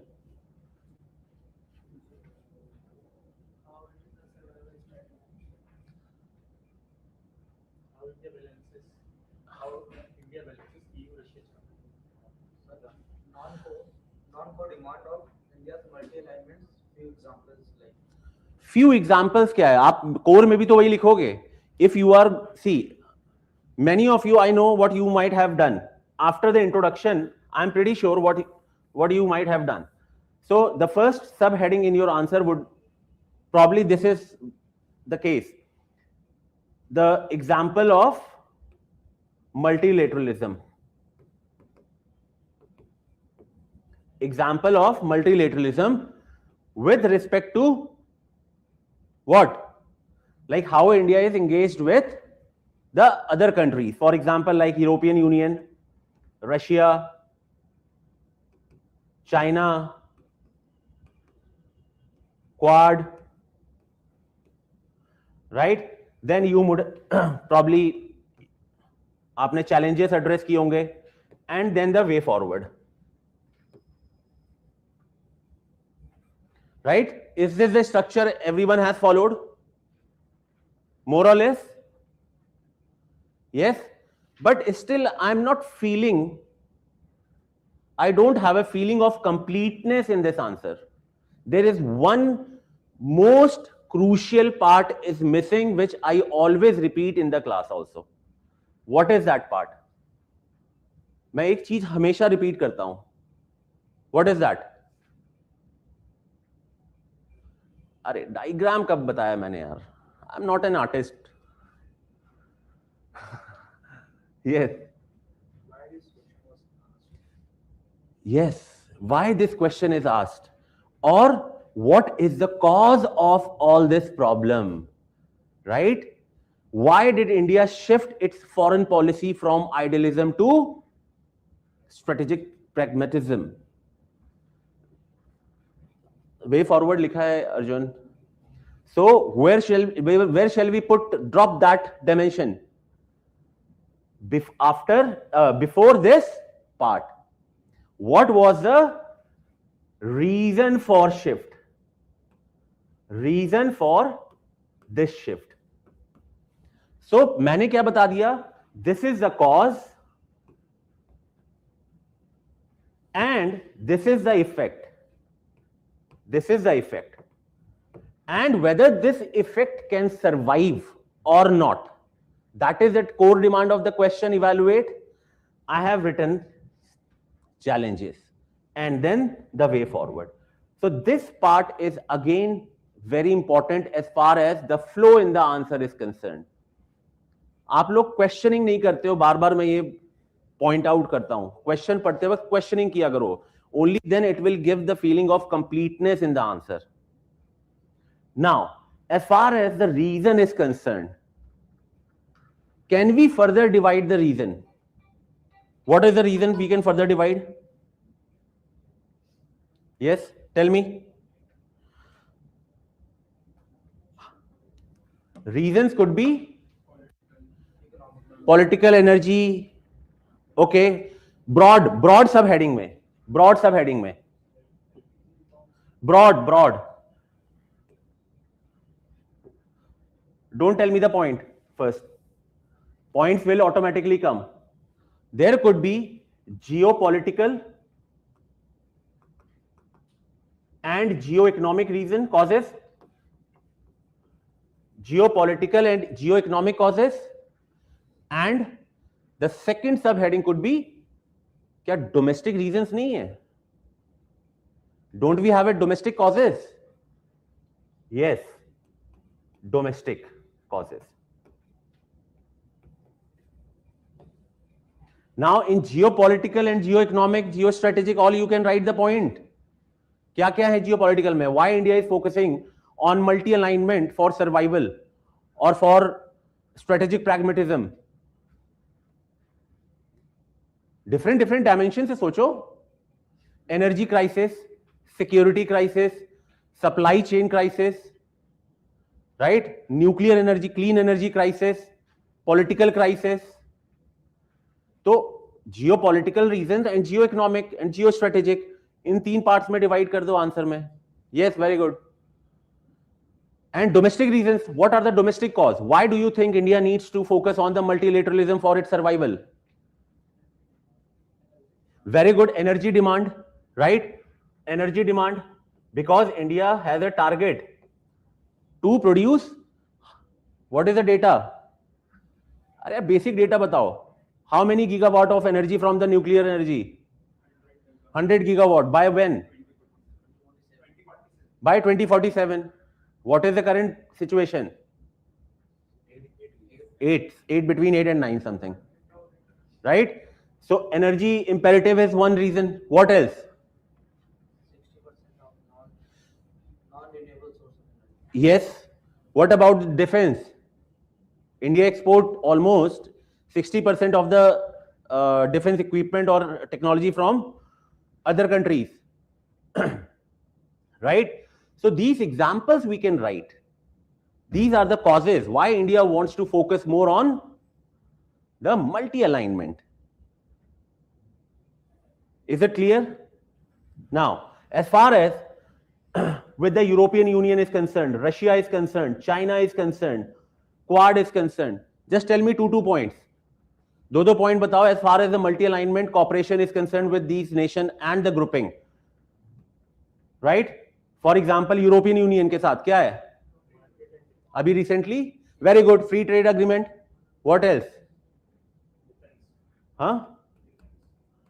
Recent बताओ यार, which is in the news. Invite for public day. Maitri, what is this? Talk about the green energy partnership, okay? Any important keyword you can think of? What about the CBAM? India is trying to balance between the trade and the climate commitment. देखो यार, ये examples you need to understand why it is important to read the newspaper during this time. Examiner के पास model answer नहीं है. He don't have any devices to check your example or your facts. But probably he must be reading the newspaper on a daily basis. So he will come across these kind of example very frequently. तो CBAM हो गया, free trade agreement हो गया. It will be always there on the top in the list. So if you are going to use these example, it will fetch more marks. And even the examiner will understand, yes, you are aware of the contemporary development. Right? I'm not saying write 10 points here, but whatever the points are you frequently see in the newspaper, at least try to use that.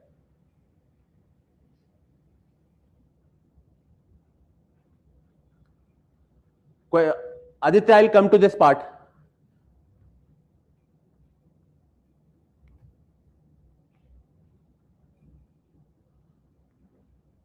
I'm not able to understand how this addresses the demand of the question. The question asks, is it compulsion or not? Where it says evaluate this statement in the light of India's simultaneous deepening ties with. It is not a debate. It says evaluate.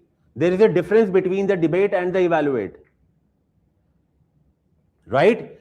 Evaluate means, for example, I'm evaluating your copies. What मैं क्या point out करता हूँ? Whatever the points you have written good, I will give you the good remark. If there are any problem, the challenges you may be facing in your answers, I will put the negative remark. Ki address the demand of the question. This is a problem in your answer. Your content is not good. Work on the content. See, it is talking us to evaluate whether something is A or B. You have to see, this is not a debate between A and B.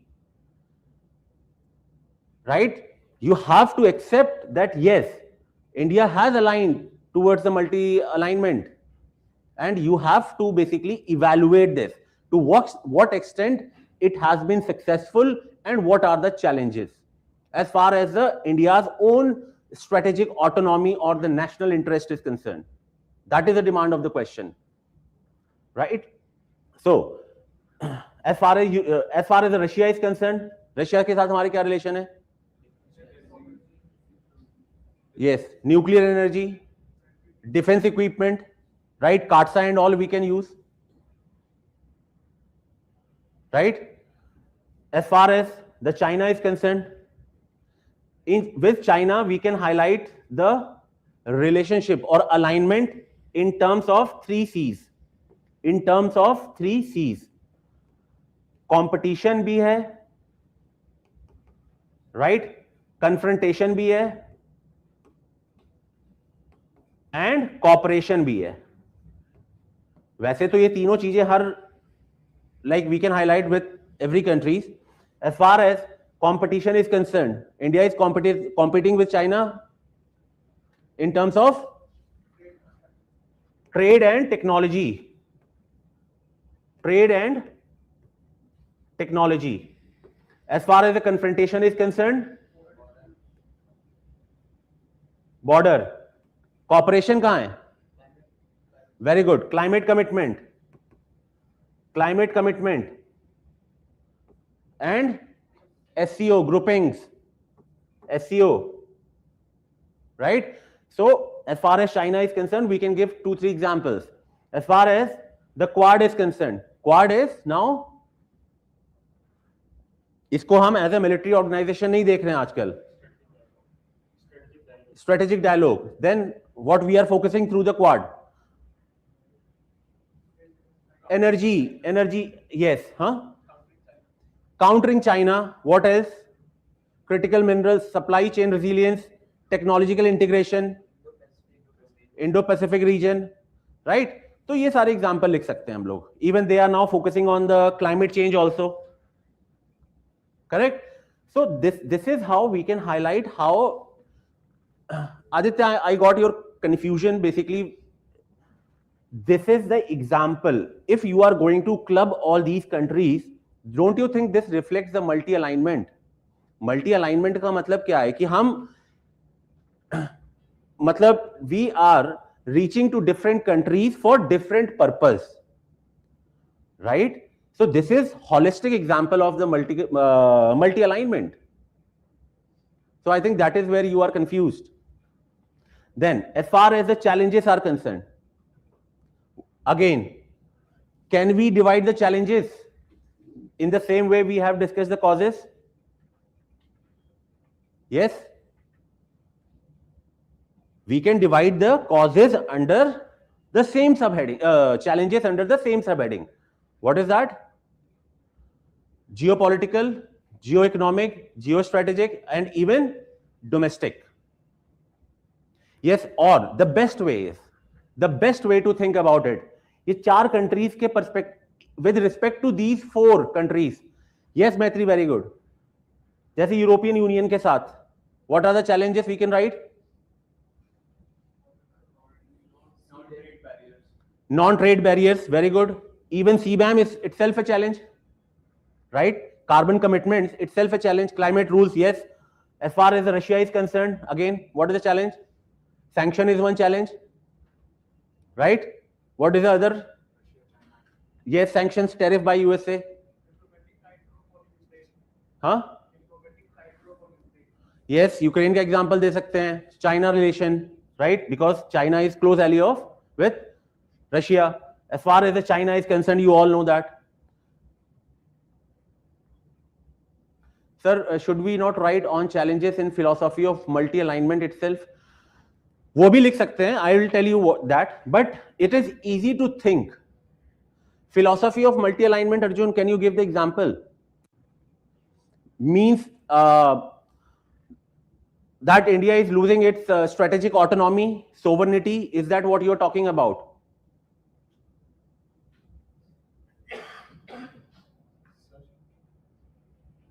Sir, this question is highlighted the UPSC global economy. Mhm. But most of the discussion around the economy should be covered other levels. Yeah, all these aspects which we are talking about, it's linked with the economy only. For example, like nuclear energy, supply chain resilience, defense equipment. It is not like if you are going to talk only about the economy, then see, economic coercion, it says. Deepening ties with, where is it? Global strategy in a coercive global economy, right? So economy को आप इसको खाली trade के साथ link मत करो. Otherwise, you will not be able to generate the point, because when we are talking about the multilateralism, it is not only about the economy. It is about the security, defense, economy, trade, clean energy. It compromises everything. right?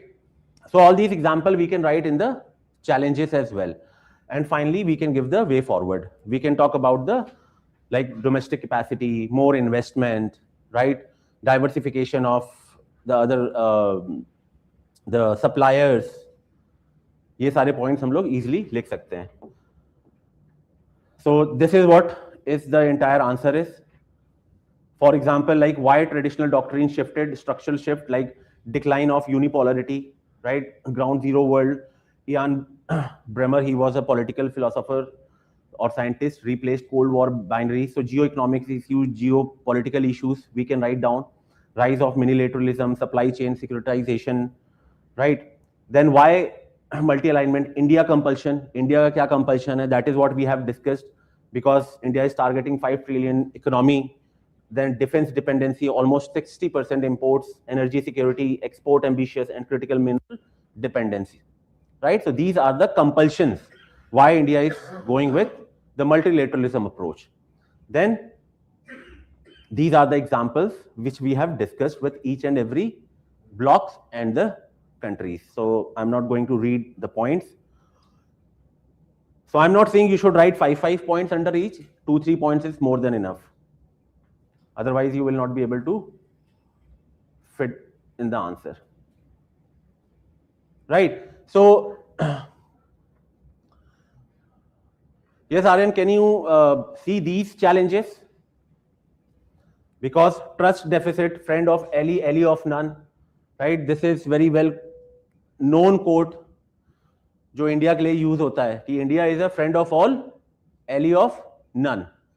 Right? So you can keep a note of these kind of phrases or the quotes. Then simultaneous pressure from the US, European Union, Russia, China border escalation, sanctions spillover. So these points we can write in the challenges. Finally, the way forward. In way forward, in international relation question, there is one problem which I have seen in many answers, right? Do not ever try to write a point which reflects India's dependency on other countries, right? For example, in a very simple terms, कि जैसे कि India is dependent on the China for critical minerals, right? So you should not talk about कि हाँ India should try to bargain with the Western bloc like US countries or the UK, European Union. Do not use such kind of statement in the international relation answer, because इससे फर्क कुछ नहीं पड़ रहा है. Still India's dependency will be there, which is a problem. So focus more on the either the diversification or either the domestic capacity. है ना? जैसे आत्मनिर्भर भारत and all, इसके बारे में आप बात कर सकते हैं. जैसे आत्मनिर्भर defense, right? In chips and critical minerals, reduces structural import dependencies. Right? Lead the global south, voice of global south summit, BRICS multilateral reforms की बात कर सकते हैं. Right? Then rupee internationalization, it is in the news or not currently? It is in the debate or not? Rupees internationalization, build defense industrial capability, institutionalize economic statecraft. Right? Another point can we think of which is in the news? Any example? Yes? Apart from rupee internationalization, okay, I have written it, I think. Reduce dollar dependency, settle trade in rupees to reduce vulnerability to swift weaponization. Swift weaponization, this is in the news. I hope you are aware of this issue, right? Connectivity projects, BBIN, IMEC, INSTC, yes. Aryan, I was saying, as far as the way forward is concerned, always try to write those points which does not reflect that, which does not shift the India's dependencies from country A to country B. जैसे अगर right now we are dependent on China for critical minerals, right? So we should not be writing like India should bargain with the US or European countries for critical minerals. It should not be like that. It should be like focus on the self-dependency or the self-manufacturing capacity. Yes, Maitri, see, yes, whatever you are saying, that is good. But again, multilateralism is not only about these 4 countries. It is about other aspects as well. Right? Though the question specifically says with respect to these 3 countries, 1 alliances, but when we are writing the way forward, you should talk about the national and international approach, both. Right? So national level पे क्या कर सकते हैं हम and international level पे क्या कर सकते हैं, दोनों चीजें. That is the best you can do it. And then further you can divide geopolitical measures, geostrategic measures, geoeconomic measures, domestic measures, like that. Keywords को use कर लो. And finally, the conclusion. That is, you can use this conclusion. India's Vasudevaya Kutumbakam gives normative legitimacy, strategic pragmatism provides execution. The challenge is not choosing between the partners, it is building the domestic capacity to be worth choosing. So I think this Vasudevaya Kutumbakam, how many of you have used? Anyone have used? No? क्या लिखा है conclusion में? कुछ लिखा है?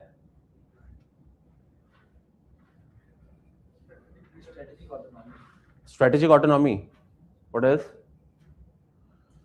Mahasagar policy, okay. Strategic indispensability. What is? Okay, ठीक है. अच्छा हाँ, यहाँ पे we need to build a strategic global indispensability economic survey. Yes, Arjun, very good. 5S. Yes, so you are aware of it. I think I have already shared the template for conclusion in the group. मैंने conclusion की template share करी है ना शायद? When? No? For which subject I have shared the list of the phrases, keywords in the group? Ethics की तो मैंने वो values, templates share करी है. When the group was created back in the October and November, I have shared the conclusion template. I still remember and I'm pretty sure it's there. So I'm not really sure whether I have shared for the international relation or not, but for GS2, GS1, I have shared. पढ़ते ही नहीं हो आप लोग यार. Now, last question. Energy security is synonymous with national security. To what extent does the Shanti Act enable India to execute a strategy of nuclear hedging and technological de-risking within the Indo-Pacific, particularly in response to China expanding civilian nuclear footprint? Right? Now, what is the idea of introduction here? क्या introduction लिखा है आप लोगों ने about Shanti? This is a very common approach.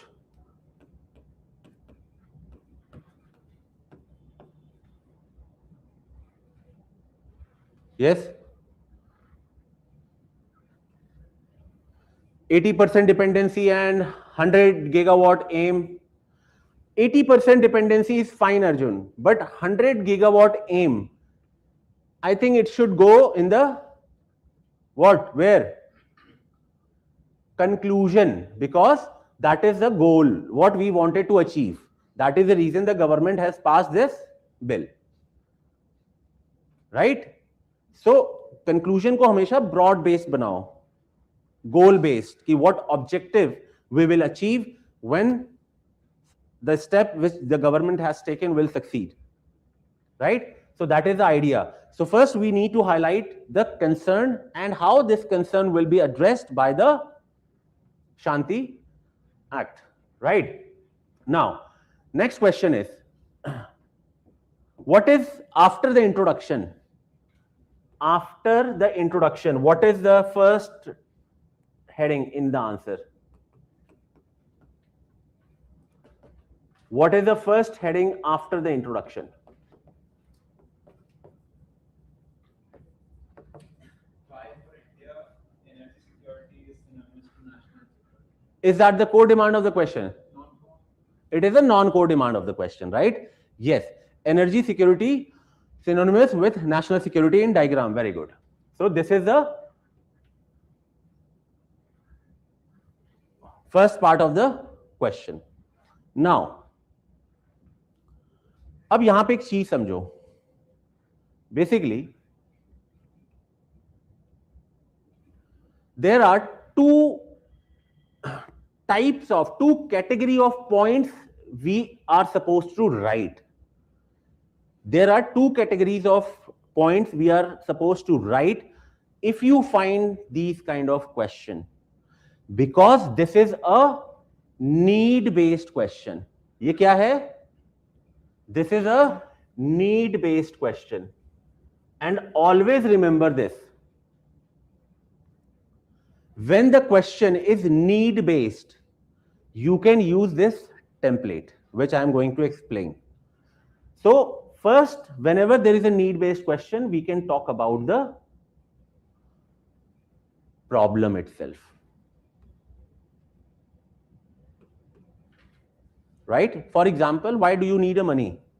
You will simply start explaining, sir, I have so hell lot of problem in my life. I don't have a money to spend on traveling. I don't have a money to spend Ferrari, right? So this is a problem in my life. I cannot live a lavish life. So that is your problem. But there would be some significance also. There will be some significance, right? That it will help you to achieve some growth. है ना? कि probably I will buy some course in the Vajiram if I'll get some money, right? So there are some significance that it will help me to clear the UPSC. It will help me to join some library. So there are some significance also. That is the reason why we talk about the need. जैसे कि, for example, there is a question. Debate the need for new population policy. Debate the new need for separate agriculture budget.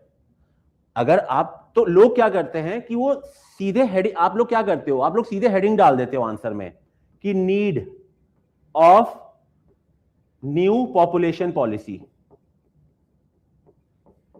How many of you do this? Almost everyone, right? ये heading use करते हो कि नहीं? तो don't do it. Basically need क्यों है? क्योंकि कहीं ना कहीं प्रॉब्लम है. That is the reason we are talking about the need itself. Otherwise why we are talking about the need of something, correct? So there are problems which we need to address, and there will be significance. Then if the question does not specify any particular bill, policy, act, scheme, you can directly start with the challenges and then the way forward. How many of you got this point? If question does not specify any particular act, जैसे कि do you think India needs a new population policy? Does it talk about any specific act? Right? No. So we will talk about the problem, why India needs a separate new population policy, what will be its significance. Then challenges, because it is not easy to frame a new population policy. भाई इतना easy तो नहीं होगा ना implement करना, because we are going to face the resistance from the society, from the different religious group, from the tribals maybe, right?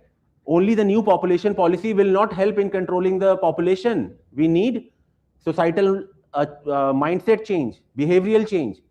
So challenges we will face, and then the way forward. But in this question says, to what extent does Shanti Act enable India to execute a strategy of nuclear hedging and technological de-risking? So ये part मैं कहां पे रखूंगा इस framework में? Tell me. Yes? Very good. Significance of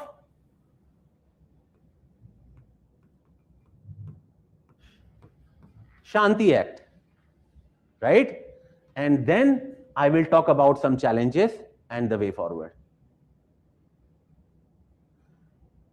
Yes, Aryan, structure of the policy, like how will it function? Basically, how India will be able to manage the nuclear hedging and technological de-risking, basically, right? And then the challenges. Now, any other part are we missing here?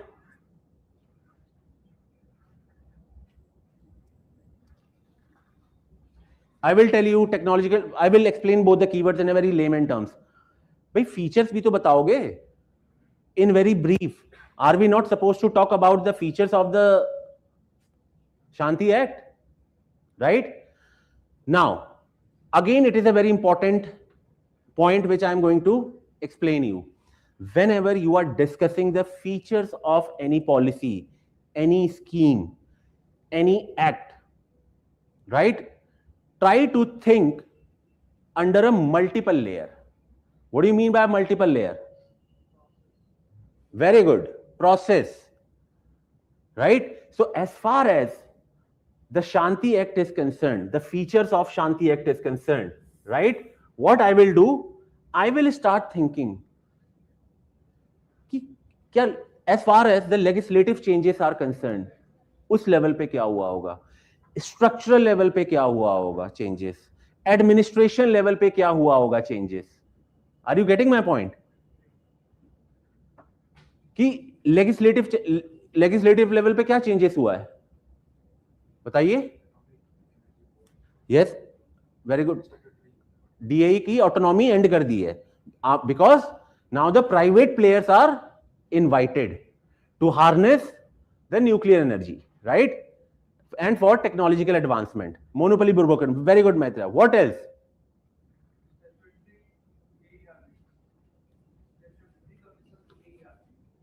Yes.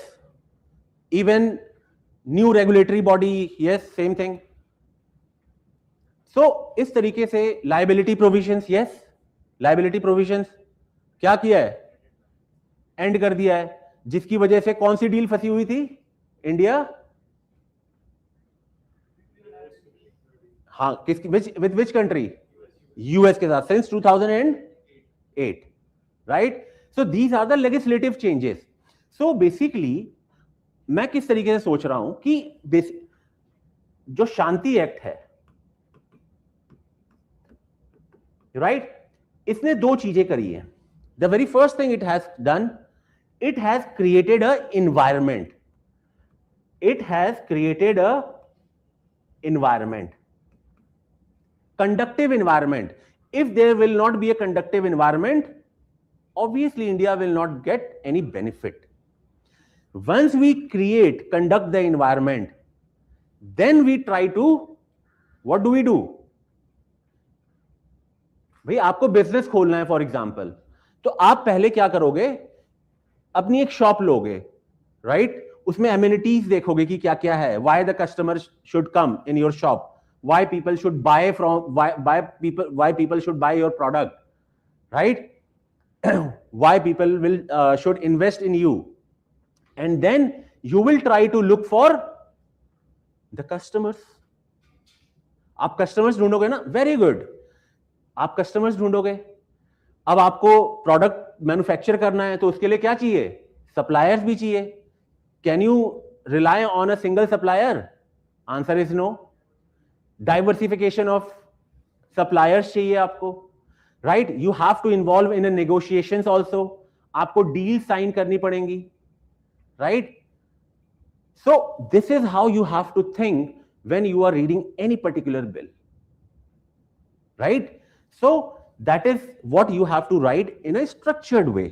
Okay, this is the legislative measures, right, to enable a conducive environment, and structural factors जिसकी वजह से India can attract the buyers or suppliers, because India also wants to import to the developing countries. जो energy produce करेगा India, it has to be exported also ना, to gain the monetary benefit, to reduce the dependency on the dollars, क्योंकि dollars आएंगे फिर हमारी country में, right? तो ये सारी चीजें हैं. And then we have to talk about the two things: nuclear hedging and technological de-risking. Now, what is hedging? So in this question, the feature of the Shanti Act should be treated as a core. Non-core. So as you have said, explaining all these processes and dimensions, would it be feasible to give adequate justice to all core and non-core? देखो, first, this is national interest. After writing the introduction, you will have some space. Like if you have the first page like this, second page, and the third page, right? I know the core demand of the question is basically, what is the core demand? How it will, basically the significance part, right? The significance part. So if you are writing the introduction like here, this, how it aligned with the national security, यहाँ पे problems बता दो आप, ठीक है? Problems बता दो. You don't have to explain. This is again a non-core demand of the question, right? Then you can take this Shanti Act के features बता दो, the way we have explained. Then talk the significance. Start from the next page. Start from the next page, and first subheading nuclear hedging, and the second is de-risking, and then challenges and way forward. This is how you can structure your answer. Clear? ठीक है? तो अब what is nuclear hedging? Nuclear hedging का क्या मतलब है? Hedge का मतलब क्या होता है? Reducing the risk, risk management, right? How India can reduce the risk?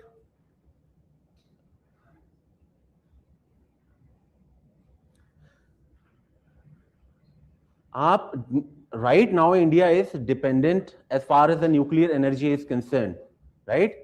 India has a dependencies on the other countries. Increase destination and suppliers, yes. What else? Increasing our own domestic production. हाँ, very good. Increasing own domestic production and all. What else? अरे यार, जो features हैं उनको सोचो ना. India has created a conductive environment. उससे क्या होगा?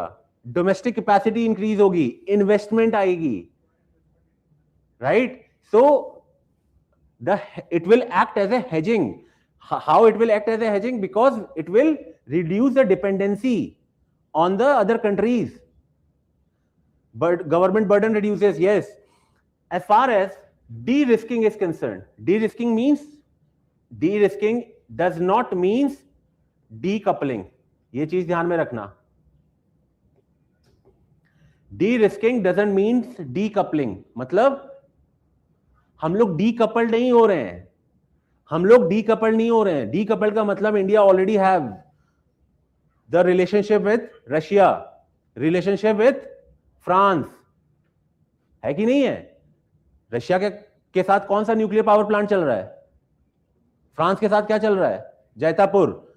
Russia, Kudankulam. Are we going to dismantle it? Are we going to decouple it with the France और Russia? In order to be Atmanirbhar in nuclear energy, do you think India is going to decouple with these countries? Answer is no. Shanti Act does not provide or does not have a provision for decoupling. It is just de-risking. कि risk क्यों लें हम? Right? So that is what you are supposed to write. Is it clear? Someone asked me. Someone asked that how the meaning of de-risking. Yes?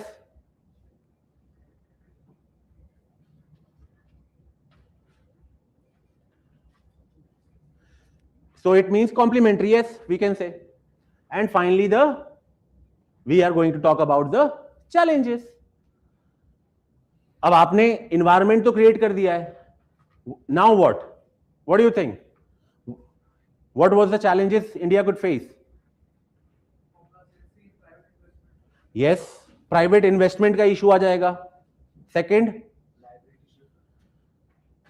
Liability shift का challenge रहेगा, yes. Third, environmental issues.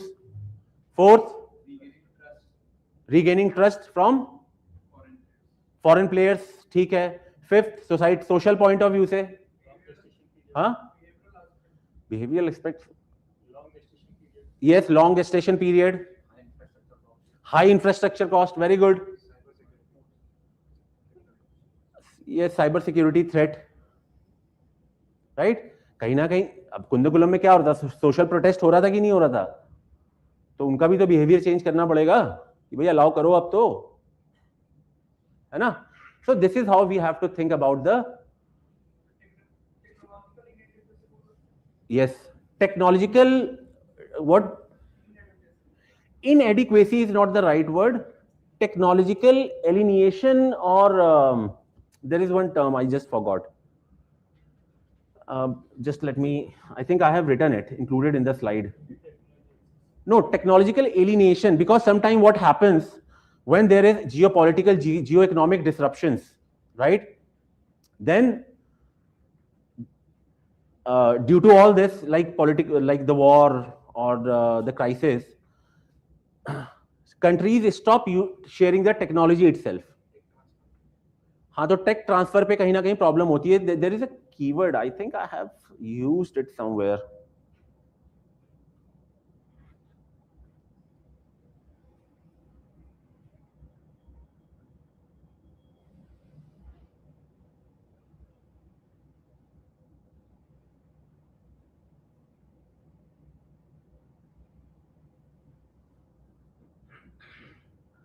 Technological denial risk, that is the right keyword.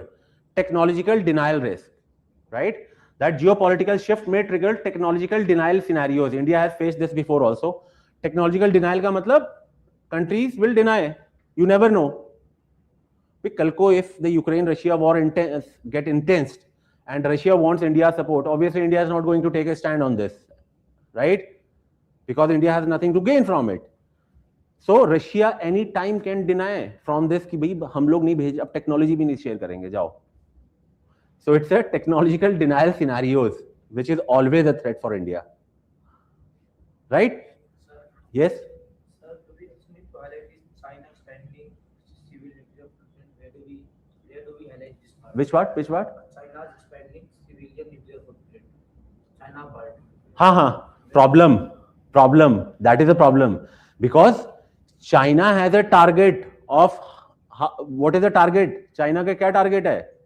By 2060, how much energy? हाँ, net zero नहीं, energy production 200 by 2035 and 400 by 2060, I guess 400 gigawatt by 2060. So India has to compete the China also. This is a problem. That is the reason why India is focusing more on the nuclear energy.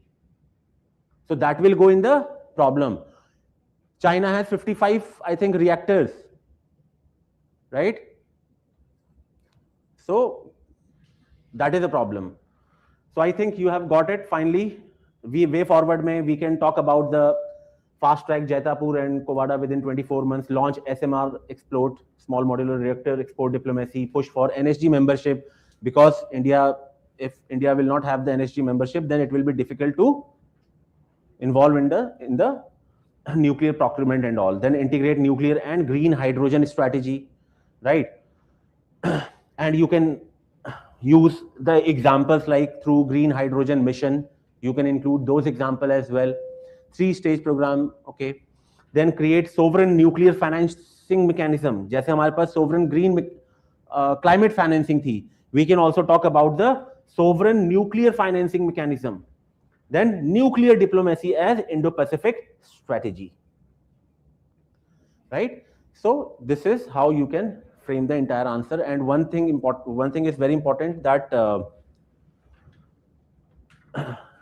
all these points, the keyword which you can see, अगर आप देखोगे तो इसमें most of the point you will see the tone.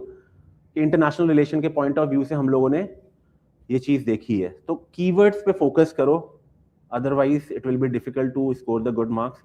Then finally the conclusion, Shanti transformed India from a nuclear consumer to nuclear actor, generating capacity, reducing dependency, and eventually exporting nuclear capability to achieve the goal of what? दो data डाल सकते हैं यहां पे हम. एक तो data है 100 gigawatt by 2047. What is the other data? Net zero commitment by 2070. So either data you can use in the conclusion, right? So I hope this is clear. We'll wrap up this session, and the students who are watching online on YouTube, if you are not a part of this program, so I hope you have got the idea how the everything is going to be conducted as far as the test discussions. Most of you are still not writing the test. I'm talking about in the seniors group. You are not writing the test, but today is just the 5th day, and to be very frank with you, I'm very honest. The students who have started from day 1 and has been continuing with the answer writing, I can see the improvement. It's just a matter of 1 week. I can see the improvement. Camp Aditya, not FLT, camp. Right? So please practice it on a daily basis. The purpose of this 5 question is not to check how competent you are in the content, but how competent you are when it comes to the structuring, demand of the question, and 1 extra marks. एक extra marks कैसे लाना है? This is the purpose. अगर mind में thoughts ही नहीं develop होंगे, you will not be able to fit the content in your answer. That is for sure. So first create a space in your mind. अभी conductive environment पढ़ा है ना हम लोगों ने. First create a conductive environment to fit the content which you are preparing, which you have been focusing on from last don't know how many years. And that conductive environment needs to be created, and it will get created only when you are going to spend time with the brainstorming. That is the only solution. That is the only way. There is no alternative. No alternative. Renu, let me finish the classes, then I will share the handout. It will be on Telegram. I will share this. Don't worry. Okay, so we'll see you in the next class. Till then, take care. Thank you. Write the full length test as I have dropped a message in the group. Sunday को जो seniors हैं FLT दे दो. Next week we are going to start with the brainstorming of the economic part and the world history also. So economy first we will focus. In the same week for seniors we will brainstorm the test 1. Test 1 हम लोग discuss करेंगे, but make sure you write it. ऐसा नहीं कि पहले session देख लिया फिर attempt कर रहे हो. Write it first. Okay, so thank you. Take care.